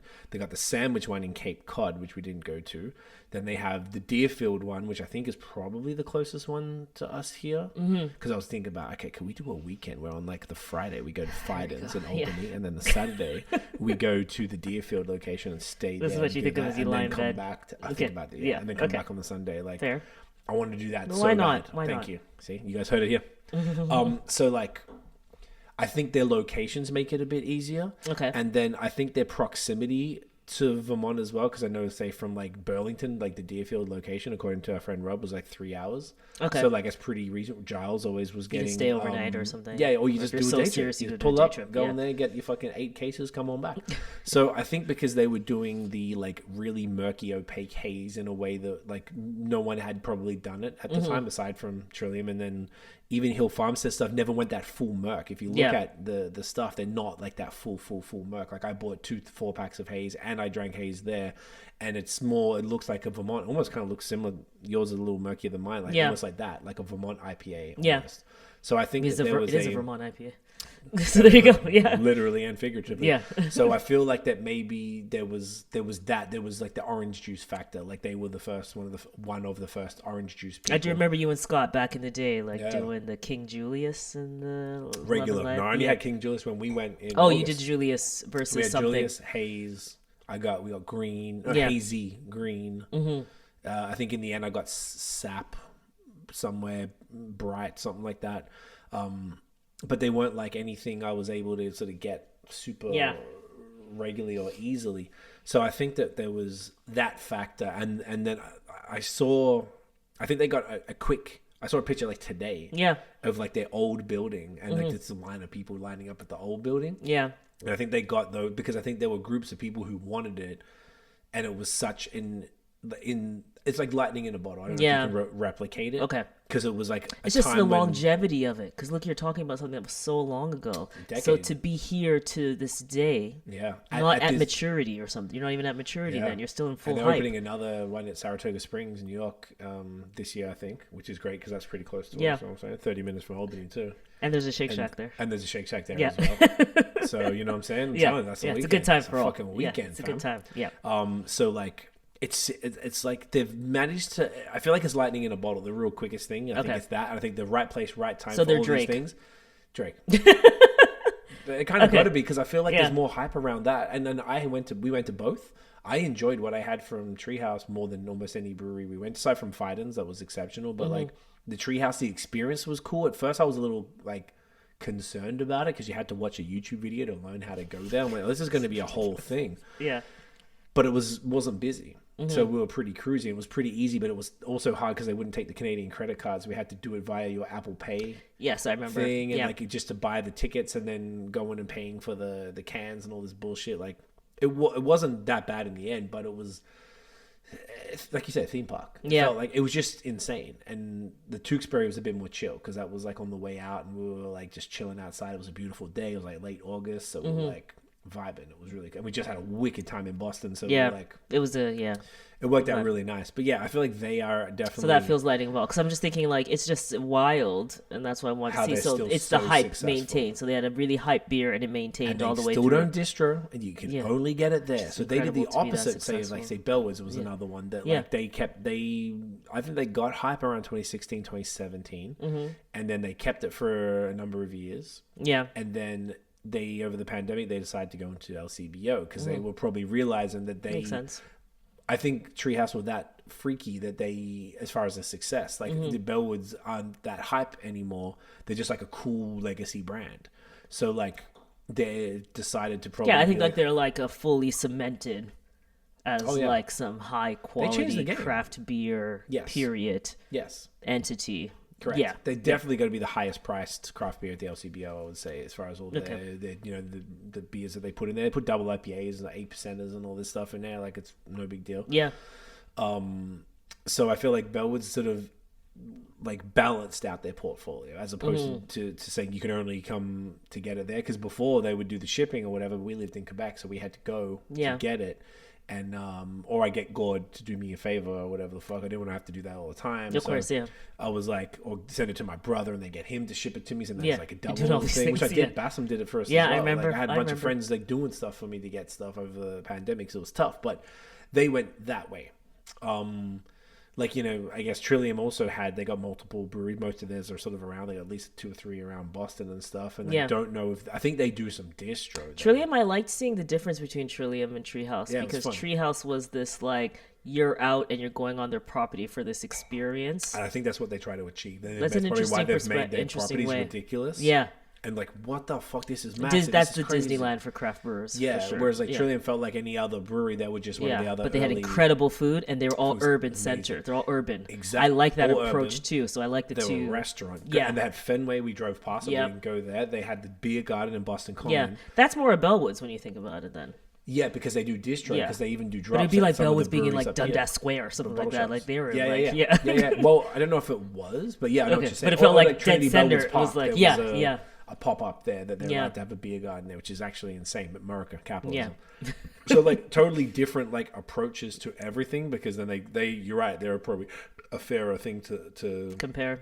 compare there. So I mean there's a bunch of places that are thriving. I think everyone's sort of feeling it because you got the LCBO brands we're talking about, say Nickelbrook Collective, Great Yeah. Lakes. Because to me, I think of them as well. Obviously, it's not. I think They're of like them. They are. OGs. They're OGs. 20, 30 years type shit. They're Collective's proven only just 10 longevity. years, I think but- that's beautiful. Yes, and they've approached all 3 of those have gone for the mass market. All of them. They all have their own individual kind of more hypey stuff. Like Nickelbrook have the barrel stuff, which is cool. Yeah. They Great Lakes.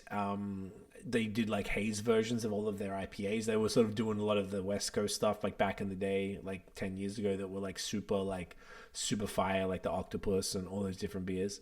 And then Collective Arts obviously were sort of from the beginning. They were like they probably started more local here in Hamilton and then kind of expanded. They went nuts with the expansion, went everywhere, like Europe and the States and Australia, and like they went fucking everywhere. So I mean, like, there's no like pattern to be like this is what you do. Really like, to this is the succeed, past. you know what Yeah. I'm saying? Yeah.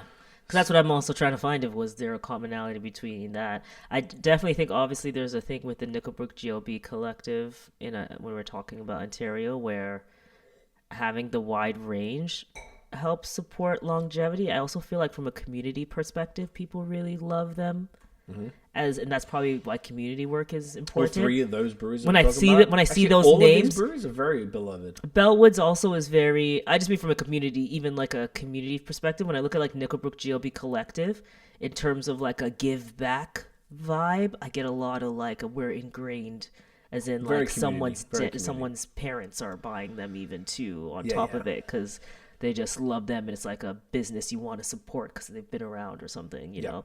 And then I think Bellwoods, they're very great in terms of also being like community focused, but they're also like hip modern young vibe of like I'm on Ossington, which is like the coolest street in Toronto and all that stuff that they got that And they make of course that hype helps. shit.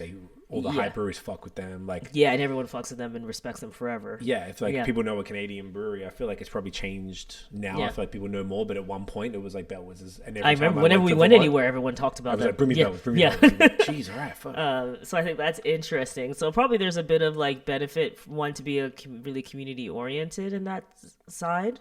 So like it's good ethically, but then it's also like probably benefits you economically. Yeah.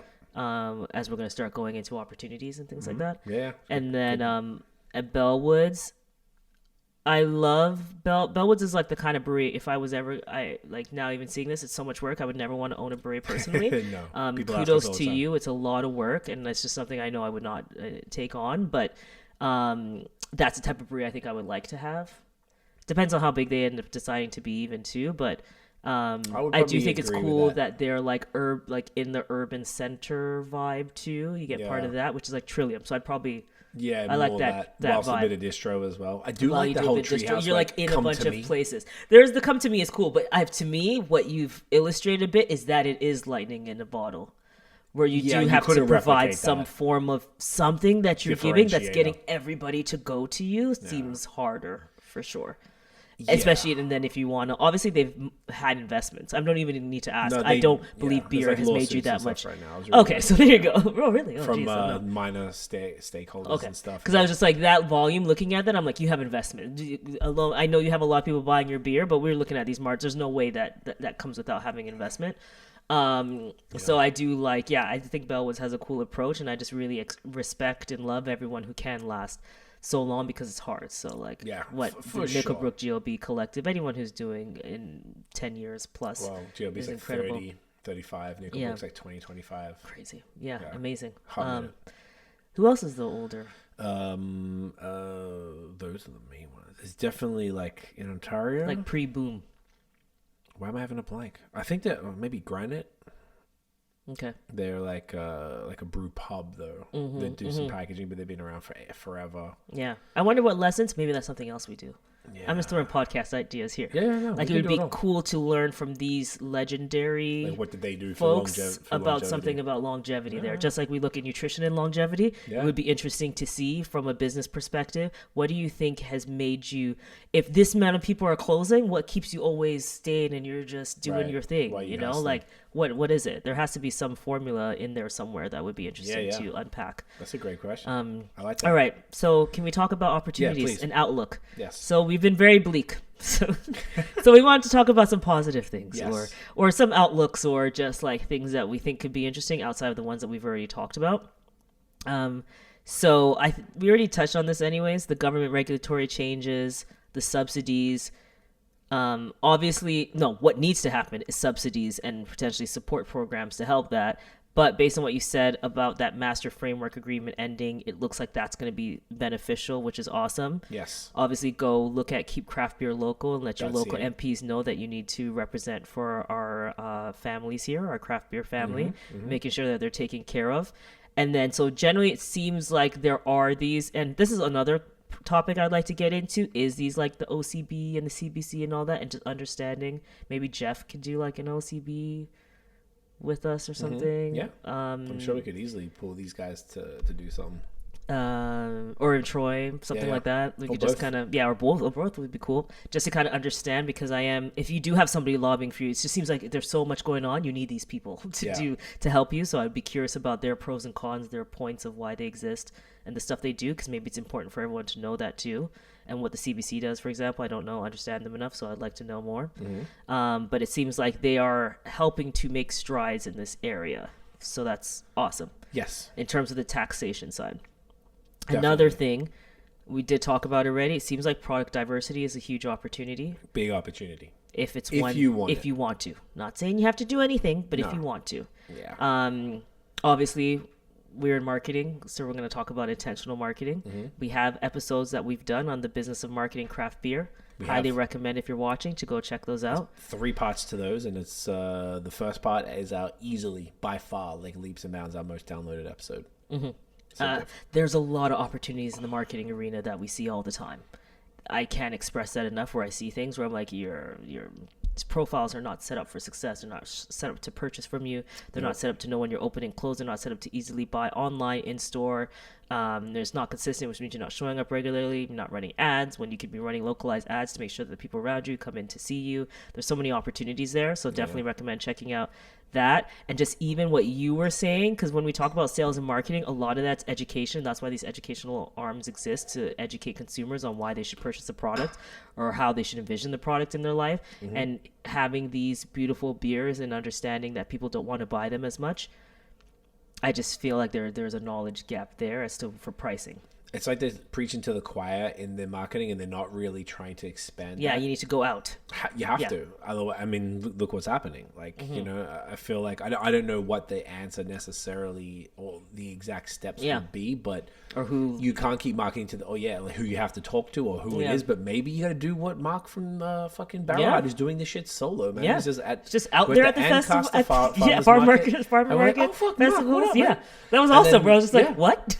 And then he's at all the different farmers market. He does pop-ups all the time. Like, I've never seen anyone hustle he's like working. that. Yeah, he's working because it's like he knows, but he believes, and he can talk to anyone. And he's this Aussie guy who's like chill. Well, the product's nice fantastic. And nerdy about the product. He's able to explain it all, and he really, really, really, really cares. Yeah, and that's we important. saw him, like you said, convert an older couple. Yeah.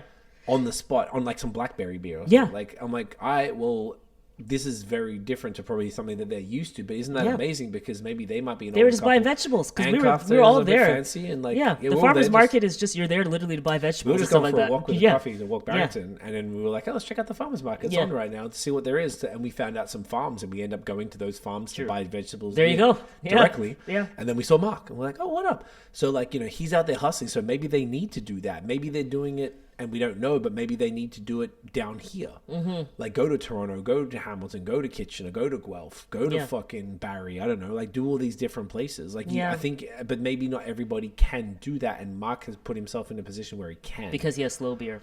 Because but slow beer. But I think he's had all the, like, he owned Bruck's House, which was a craft beer bar, and I think he sold that. I think he might have even owned the property. I don't recall, but my guess is that there was a bit of funds there, backing, financial backing, self backing. Yeah. So then he was like, well, everything's paid for. I got the rent on this fucking warehouse. It's not much. Yeah. And like, he's got the brew house. It was all like packed up, and then you just pull it out to brew. It's not like massive batches, and you let them sit in those plastic vats for months with the fruit. And then you're like, cool, and do whatever the fuck else is next. Put him in oak or whatever he does. I don't know. So like, he was able to, I think he just made the business financially sustainable from the beginning, but he'd hustled for years. It's not like he's 20 years old. Yeah. Dude's older than me. He's been in it. So like, he's been around. He knows what's up. So I mean, like, I think there's like the way that you sort of structure the business is how that could work better. But yeah, there's definitely a lot of intentional marketing, not just for producers of these type of beers that we're talking about, like farmhouse beers that may or may not be as, you know, popular right now, but whatever you're doing, you got to tap into local. Like, that's the other thing. So there's the marketing, but I think the ones that are going to survive are going to be, and this is something I don't think we even had in the notes there, but I think that's the real who's going to survive. I know where you're going. Is the strategic partnerships is something that you're also outlining there. I just want to say that's because you said go I wasn't local. even going there at all. So sorry, but you had a strategic partnerships in there, because if you're partnering with, say, other local, like what he's doing is making a smart partnership with like the farmers markets and things like that to go and display his products. Right. So you have that's also in the area. And too. if you were to serve it with food, for example, that's a strategic partnership. Great and Grit is really good with at doing pairing the food stuff. Yeah, right. pairing local. So like, it's, I guess you're looking at the partnerships. I think that's exactly it. What I was going to say was make your business a part of the local community so strongly that people would be devastated if you went out of business. That's why I feel GLB is. Yeah, or Collective and Nickelberg. Bellwoods too. Bellwoods. They keep thriving and stuff, and I feel like Treehouse. People same bought. thing. Like, I had a friend Corey. He's not a beer drinker, but he just lived in Trinity Bellwoods, and he needed to buy from Bellwoods because it's just the it's around the corner, on and the he street. knew it was hype and cool, and he did his thing. Yeah. So like, I feel like that's the real, like, wherever you, and this can be open to any brewery. This is not like specific. Wherever you are, ingrain yourself in the community, and then it comes into what you're saying. And one way to do that is be a participant. Invite like, say a great one is like Counterpoint in Kitchener. They do a lot of collaborations with local businesses and stuff. And I think they're tiny. Yeah. So they probably don't have the most crazy overhead, but they're also probably not racking it up because there's not like thousands of cans going out every batch. So they're able to collab with a lot of local businesses, and they really have these like passionate local followers, like including like our friend Josh we worked with at Apple, who was the engineer for my album. So he knows them all. Yeah, loves them. Loves it. I'd seen him talk about it all the time. Yeah. So I feel like that's a big part of it, where you just tapping in and being real and supporting the community, giving back, whether it's financially or in other ways. So I feel like that's being the local brewery is probably at this point probably going to pay off more than trying to be the brewery that distributes.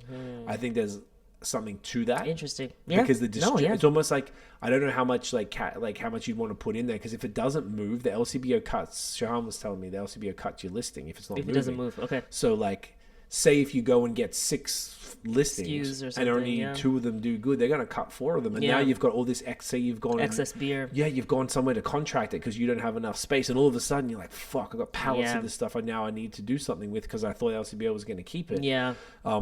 That's a problem. That's interesting. So it's almost like I see the LCBO in the distribution arms. I think the independent bottle shops are good, but they're going to be 1-1-1, like it's brick by brick, unfortunately. So that takes time.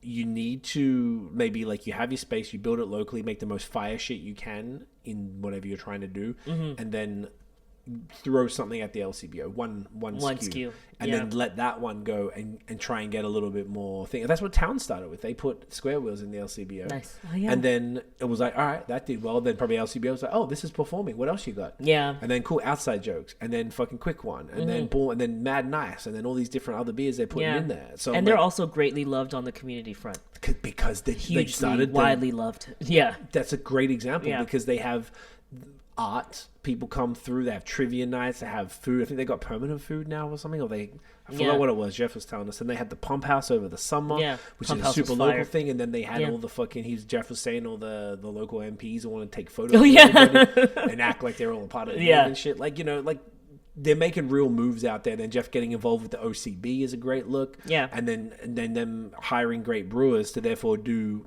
really impeccable beers, to then do collabs with all the other brewers that are like hype, so that they can do collaboration, so that like it puts their brand alongside the other brand, doing Third Moon collabs, Bellwoods collabs, Counterpart, fucking Fairweather, like you name it. Like they're rocking with all these people, and that makes their brand stronger. So it's like that's because they're kind of participating in that hype world. So that's one way there. But I feel like there's no one answer. But I think the real secret to it is the local, and then make an aggressive multi-pronged approach. Yeah. Then our favor the diversity. Yeah, and I would say that obviously, like, shocking. We own we're co-founders of Link Up, which is an organization dedicated to connecting diverse individuals with craft beer opportunities. But that's one part of it. And it was actually 2-pronged in the way, where one, we love craft beer and we wanted to expand. And we see that there's a missed opportunity to actually connect with diverse markets. What's the best thing that you can do is open up your consumer base. If you want to inject more money into your business, you need more people to purchase your product. And there is a large demographic which has a lot of economic purchasing power that is not marketed to and not involved in the decision-making process, in the just in general, in terms of in the business. That's why we focus mostly on connecting through employment and workforce. Education. That part doesn't exist as much. So there's a very large missed opportunity. There's a massive gap in that space to attract a diverse consumer base, which comes from having diverse teams internally and doing that for the right reason, because you want to do that. Facts. So that, for sure, without question, we did definitely recommend, if you're watching, to check it out. Yeah, we did an episode at Link Up that we recorded from our presentation at the Ontario Craft Brewers Conference this year, and last year in 2023. What number? 147. 147. So we actually like filmed it. It sounds great, looks great, Yeah. actually. So it's worked out pretty well. it's a PowerPoint presentation. Yeah, it's a when we talk to PowerPoint people. presentation, but like we Yeah. talk for an hour. It's Yeah. not like super long, but if you want to understand it, like it'd be much better to just Yeah, we watch won't that. repeat it all here, but we we went shared the stats. economic, Yeah. real economic case for diversity in craft beer, and the U.S. is seeing this, and Canada is just lagging in this space, and there's so much more the U.S. And if you're can brushing do it still. off, you're fucking up. Yeah. Honestly, I think people put it under like the progressive type of thing, and I or understand they put it under comes from. just DEI or something, and that's beyond. You should do good things because it's the right thing to do. As opposed to having to prove DEI to somebody. Yeah. In addition, There's an you should economic seek benefit. out other opportunities Yeah. to expand your consumer base. Once you see these numbers, you would be very, very silly to not move on. I was trying to think of the right way to say it. It's like we tried to really prove it because I just feel like it gets written off a lot. Yeah. And I understand why that people are like, oh, it's just this thing. You're just saying you do it, and you don't. A lot of people do it and don't mean it, and I think that's true too. Yeah. But- That's just like, don't do it if you don't mean it. Yeah, if You're you not don't mean gonna it, then don't create fucking do a it. good space or a safe space for people, then don't bother. No, but like beer is not going to survive if it's just one group of people or a few groups. Like I scattered think you're people. actually proving that based on your purchasing habits. Right, because maybe there's a whole bunch of other people from different cultures who don't know about beer, and what the And they fuck would is this be farmhouse like, shit? oh my gosh, I This only want to goes- buy this. Maybe yeah. it goes amazing with Indian food Yeah, or something. I don't know. exactly. Oh, you got mad said a minute. No, Yeah. I see. So like, look into It's so that. delicious, so I'm just trying to drink all the way down to Yeah, the get all point the way where it's down. like too setty. Yeah, you're good. Yeah. You're good. So like, yes, check that episode 147 on the pod. Whether it's visual, you watch the keynote as well, or you could just listen. It's the same shit. Yeah. We read it out, so you get the point. But yeah, that would be something we would highly recommend as an opportunity. And there's not like you said, the States still have some work to do, but the States is so much better. Far ahead, yeah. So much better. Yeah. Which is looking pretty good. What else do we have to do to bring this bad boy home? All right, so let's bring it home. We're just going to talk about if you are a consumer. Let's bring it home. If you are a consumer who is just watching this, you are just a lover of craft beer as we are. Remember, we talk about beer, but we are first and foremost consumers of craft beer. Very much so. If it is in your capacity, if you're wondering, you're listening to this and you're like, damn, I don't want breweries to close. This really sucks. This is stupid. Again, check out the Keep Craft Beer Local and let your local MP know that keep craftbeerlocal.ca in the Perfect. description wherever you audio and video. yes. And then, so firstly, go check that out very quickly, Send a easily. letter. A nice, easy form for you to send a Oh. letter. It's completely filled out. You just Yeah, put in. you just yeah. choose your area. So and easy. Put your name and press send. Yeah. Again, we just did it ourselves. We saw it in Collective. We saw they had them in Collective Arts. Oh, Yeah, at the front counter. That's why I okay. saw it. And I was like, That's oh, why we did it, I was like, yeah. I want to keep the craft beer. What's Yeah. this about? What's And this then that's about? how we saw it and filled it out. If it is in your capacity, of course, and you are aligned with your drinking habits, the best thing you can do is purchase craft beer. Yep. So buy. If you can, buy directly. That would be awesome. Yep. But if not, you can buy from a local distributor, especially if they're a nice local option like Durand. Yep. For example. Any other shout outs you quickly want to The make in Wheeled that Brew category? in Barrie. Evan Okay. at the Wheeled Brew is doing phenomenal stuff. Princess Cafe in Kitchener. Nice. Killer. I haven't been to either of those two, but I've spoken to both those gentlemen. We've had the Wheeled Brew on the pod. And killer. Oh my god, why is his name escaping me? But dude from Mark from Princess Cafe also works at Third Moon, so I saw him over the summer. Nice. So like he's actually working there, so he gives a shit. Like it's great. So like at least in these three areas, like Barrie, Kitchener, Hamilton, killer. In Toronto, probably the Bar Volo, the Bottega Volo has like a bunch of stuff. It's kind of pricey, Nice. but Society of Beer Drinking Ladies. yes, they're doing stuff themselves now. What Erica was saying, so they Okay. did have 4th and 7th, but I think they left and just it didn't Okay. work out because Erica already knows all this stuff, so they're just Okay. gonna do it themselves. Okay. So that would be the shout outs. But indie and sometimes restaurants, cafes, there might just be like smaller ones who just have little collections. Small fridges. You know, like, like cafes, yeah. When you think about Boxcar Social had Detour. stuff. Detour has some Detour has stuff. a lit. All local. Yeah. Willowbow gins and yeah. spirits. They have they have Clifford. They have Yeah. Merit. They have Endless. Fairweather. Endless exactly has have a fridge bottle of over here in great, Hamilton. yeah. Hamilton's killing it on the beer. Pick up Hamilton's beer doing really list. good with Like, that, to be yeah, fair. I respect it a lot. I don't know love if anywhere that. else is doing it Yeah, as good as this city. but if you're listening in another province or somewhere else, it's the same principles that apply. Try to buy directly, but then buy local if you can too. Yes. Either or you're supporting, which is beautiful. If you could, a free activity always is to engage on social media. Yep. So instead of swiping by that post, what you could do is just give it a double tap. If it's so in your heart, maybe you comment, just a little heart, maybe a hands up emoji. You share to a story, and the best thing is to share to a story. Send it to a mate. Arguably, which I actually want to talk about, and maybe in like the future high season pod or in a YouTube video, is like shares are arguably the most important metric in social media right now. Yep. Because, Shares and and I mean, DMs. from looking at a metrics perspective, you're going to the analytics, those are the posts that you want to replicate, because if somebody's sharing it, that's increasing your word of mouth, of course. Facts. And it's increasing your reach, which is what you need. So if it is so in your heart, when you see a brewery come up, just double tap 5 seconds. It doesn't even take a boom, second. boom. Just give it a double tap, because when you double tap that, it signals to the algorithm on these platforms that their content needs to be shown to more people. So if you don't buy, someone else in your community will buy, because it'll land on their feed potentially. Yep. So double tap, always some love. And in general, if you love a brewery, tell people about it. If you love a place that you've been to, if you had good experiences, just tell people, Yep. Gotta show some love. That's it. Yeah, and like buy directly too. Try and stick Oh, yeah, that's what I local. said. Buy You said directly. that, Yeah. order online. A lot, basically everywhere allows you to do that for a reasonable price. Mm-hmm. I feel like if you don't feel it's reasonable, go in with a friend or something and split that the shipping cost. Usually it's no more than $10 Yeah. for the most part, maybe 15, depends on where you go. There's a bunch of ways to support. Like, try and go out. I think that's the other thing. The tap rooms is where they make the most money. Yeah. And I feel like kind of what you said before with that stat where people are getting more takeout because they're not sitting in anymore. Yeah. If you're able to, if you can afford it, or if you're able Yeah, to get if it's out, in your like, go- financial capacity or within your drinking life, like what you've go set up to for yourself. Go to the brewery. Yeah. Buy the food, buy some merch. Buy Breweries are beers always the there, buy best take-to-go. vibe. Yeah, it's just They're always great. Everybody's great all the time.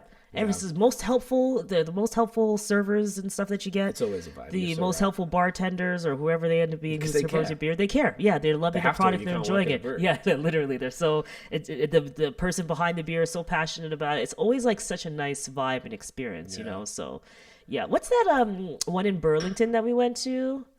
That had craft beer there Oh, too. Beer Town. So if you live somewhere in that area, Beer there's Town 10 was dope Beer too. Towns. Oh, Yeah, we had Jen from Beer Town on here. She was phenomenal. That was one of my favorite episodes of 2023, and Nice. We had such a great time. I was just like, I oh, didn't- the she's menu's based out fire. of, I was just like, yeah. wow, everything is Yeah. really good on there. Yeah. And she's really responsible for a lot of that, and she was Sweet. wonderful. So I'd actually be meaning to hit her up, because we went to the Burlington one, but she's based, I think, in like Kitchener. Yeah. From memory. So maybe if we go out there, I'll message her. But we want to try. We were really trying to get out to a bunch of places. Yeah. Last year. This year, same deal. We just want to keep it going, obviously. And I gotta tell you, these day trips, like we took some day trips that were so much fun. Like Elora, we went Yep. to. And we went to Guelph. We went to we didn't end Guelph. up going to the breweries that day, though, because we weren't Yeah. prepared. Where was sorry, what's the area Willibald is? Air. Air. AYR. Yeah. Yeah. So those are actually really fun day trips. Yeah. So if you just want to go, because a lot of these places they have great food, it's like Yeah. it's a fun day Even, trip. yeah, out to And they're gorgeous. Like Air Air. Air Like AIR, but with a Y. is very cool. Elora is like stunning. Didn't expect what Elora looked like at all. Like, oh my Super gosh, I just cool. didn't That know river's what was lit, going on. like- Beautiful. So it's just like that's also just like a fun daytime. And then Elora, for example, had like just cool distilleries in the area and stuff Yeah, like we went that to too. the distillery Yeah. there. And like that's all on the way to like Guelph. Guelph got like 6 breweries now. Yeah, that's The like they have beer the bus, Guelph the beer bus. Yeah. Guelph.beer. There's like fun activities you can make out of it. So it's like a good time. Yeah, just go and explore. Now you Yeah. know like the ramifications of it. Like if you have the spare income and you're able to do it, like go support, whether it's in your town or close by. Like it's something that we didn't always have a car Yeah. in Montreal. We Yeah. had to go and rent it. It changed so- the game. Get in the car, change Yeah, the game. so now we're Yeah. just like, hey, you want to go here? And we just do and it. we just take a day and we go up and do a Yeah. nice fun little you go trip. to so many different places, and Yeah. it's like it's been really cool for us, and I want to keep Yeah. that going and keep that energy this year, because that was Yeah. just fun. Yeah, there's so many different places like that we want to get to. That Yes. I had Steelfields on my list, and I was like, oh, when we go to Tobermory, we were supposed to go this Yeah. year, and we just didn't get around to it because the Yeah. shit just got hectic real quick Yeah. after we got back from Really New busy. England. Yeah. Super quick, but yeah. Try and visit, man. That's probably the best way to do it. Yeah, But it's easy to anything you can do underestimate support. how much your dollar matters. Like sometimes you point. don't really think about it too, but it does, and it's very important that if you can, you exercise those dollars in a place to help out our overall economy, because it's just better if your money goes to a small business who is paying their taxes, maybe too many taxes arguably, but are paying their taxes Maybe. and are employing people in this. This is how we all like come up, you know. So we love the product already, so it's an easier one to do, you know. It's not so easy, I understand, to go to a farmer's market when the grocery stores are just everywhere. But like obviously that would be beneficial if we did, or it's not always easy to go to butcher because again a grocery store is there. It's the same thing, but when you do, you put money in like an actual person who has a home there, who, you know, is providing for a lot of people for the community. Yeah. And it's just your money does so much better. That's a really good point. I forgot about that. Like, that's something we've been trying to do. Like, we go to the local butcher, go to the local fish shops. And you have to be cognizant. It's like you have to really think about it. Where it's like, oh no, because I was like, well, I was adding easy, chicken but, breast, fish. We already we got fishmongers on deck. We're in love. We got 2 great ones. But when we talk about like even the chicken breast, I was writing down the list, and I was like, oh no, we got to go to the butcher down. Yeah. No, we can't. I can't pick it up from. But it worked out the same price. Yeah, it's like I did a full breakdown. Yeah. And it's like $2 margin, $2 probably difference better or something. quality, right? Yeah. Yeah. From Oh, better the butcher. quality without question. Yeah. And I know no antibiotics, all the fun stuff, all the good stuff. Yeah, all the things that you want, and it's like a bit of a conscious effort. Yes. But once you get used to it, it's not even like we wouldn't. You know, in the next step, we haven't found a proper vegetable or fruit place that's local yet. Yes. We've found some farms because the farms actually, because of smaller city, like you can drive 20-25 minutes and you're at a farm or something, which is pretty good.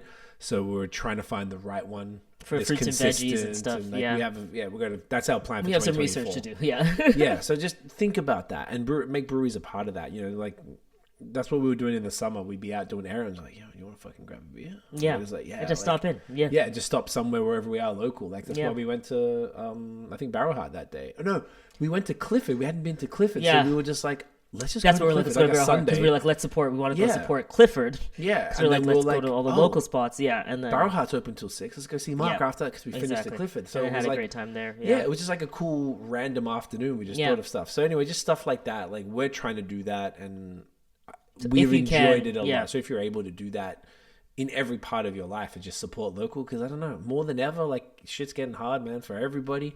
It's just been hard, I guess.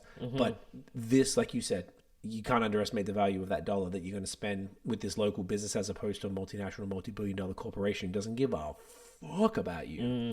And, you know, don't go literally, to Starbucks. Metro, go to a cafe. Like, Metro had something wild going on where it's like literally their employees can afford to shop at Metro. yeah, I remember It's that. like, So like what we don't are go you to Metro. talking We haven't about? been to Metro Yeah. forever. So we have yeah. Fortinos if we need to. That seems to be. I liked it think because they it's got from bought Hamilton, too. but they own by PC. Yeah, so That's it's why we need to kinda scale then- it back now. Yeah, That's we why don't I've been love thinking it, about but it like, now. you know, we're trying not to go to Shoppers because Because easy, because it's they're price convenient, but you gouging got to too. scale back on There's these one things. really close to us, so I was like, really, I'm like, So it's, you know, it's all the process. So like, don't be hard on yourself, but just, you know, if we all just kind of try to do things like that, it'll just end up to be a better community that we're living in. And you know, the bigger the world's gotten, the more that we've realized how important.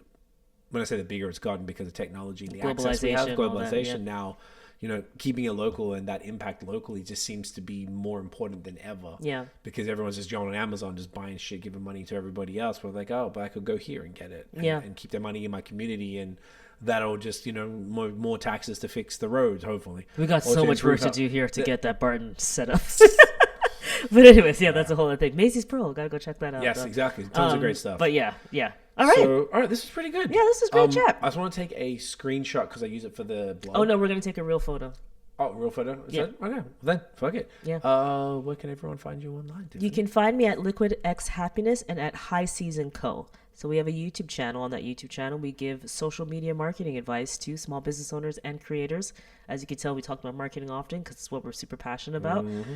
So you can check us out there. I'd say primarily there. And then I post on Liquid Happiness with all fun liquid things, you know. Yes. Beer, spirits, wine, coffee, all the good stuff. All that stuff. Yeah. And the High Season channel, we just hit 50,000 subscribers in the last few weeks as of recording. Yeah.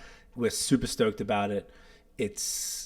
We're really proud. It's one of the funnest projects we've ever done because we get to talk to business. In the end, we love business owners. We're business owners. We love having these types of conversations. Yeah. So you get to do it on the pod here, and then we get to do it as in like we're consulting, helping them out. They're telling us about the free tips we provide that help them. It's a great place. We love it. Yeah. One of the best things we've ever done. Yeah. Period. Easily. Yeah. So go check that out. It applies to any industry. Doesn't matter what you're in, whether it's you're in beer or somewhere else. You're able to get some value from that channel. But babe, this was fun. Appreciate you. Thank you so much for having me, guys. For having you on the podcast and you co-founded. Guys, thank you for watching and listening. If you enjoyed the episode, smash those thumbs up, hit subscribe below, hit that notification bell, ding, so you know when the new drops. Follow us everywhere at BAOS Podcast, and let's start off 2024. A little 5-star rating, Spotify and Apple Podcasts specifically. Yeah, it helps. It helps. That would be spectacular. Barrington knows Speaking we're wrapping of up. He can tell the algorithms. voice. He can tell the voice. Yeah. When we change, whenever we finish filming, he always starts to jump because he's like, "Oh, You're done? finally, Yes. finally, Yeah. fuck." Yeah. Throw us that 5 stars, and guys, we got a bunch of good pods. This will be out first year, so once again, happy New Year! Looking forward to a very exciting, abundant, thriving new year for everybody, for the craft beer industry. Trying to do some fun stuff. If there's anything you want to see us do, let us know. But we're gonna do our best to kill it. And with that, Get it in you. get it in you.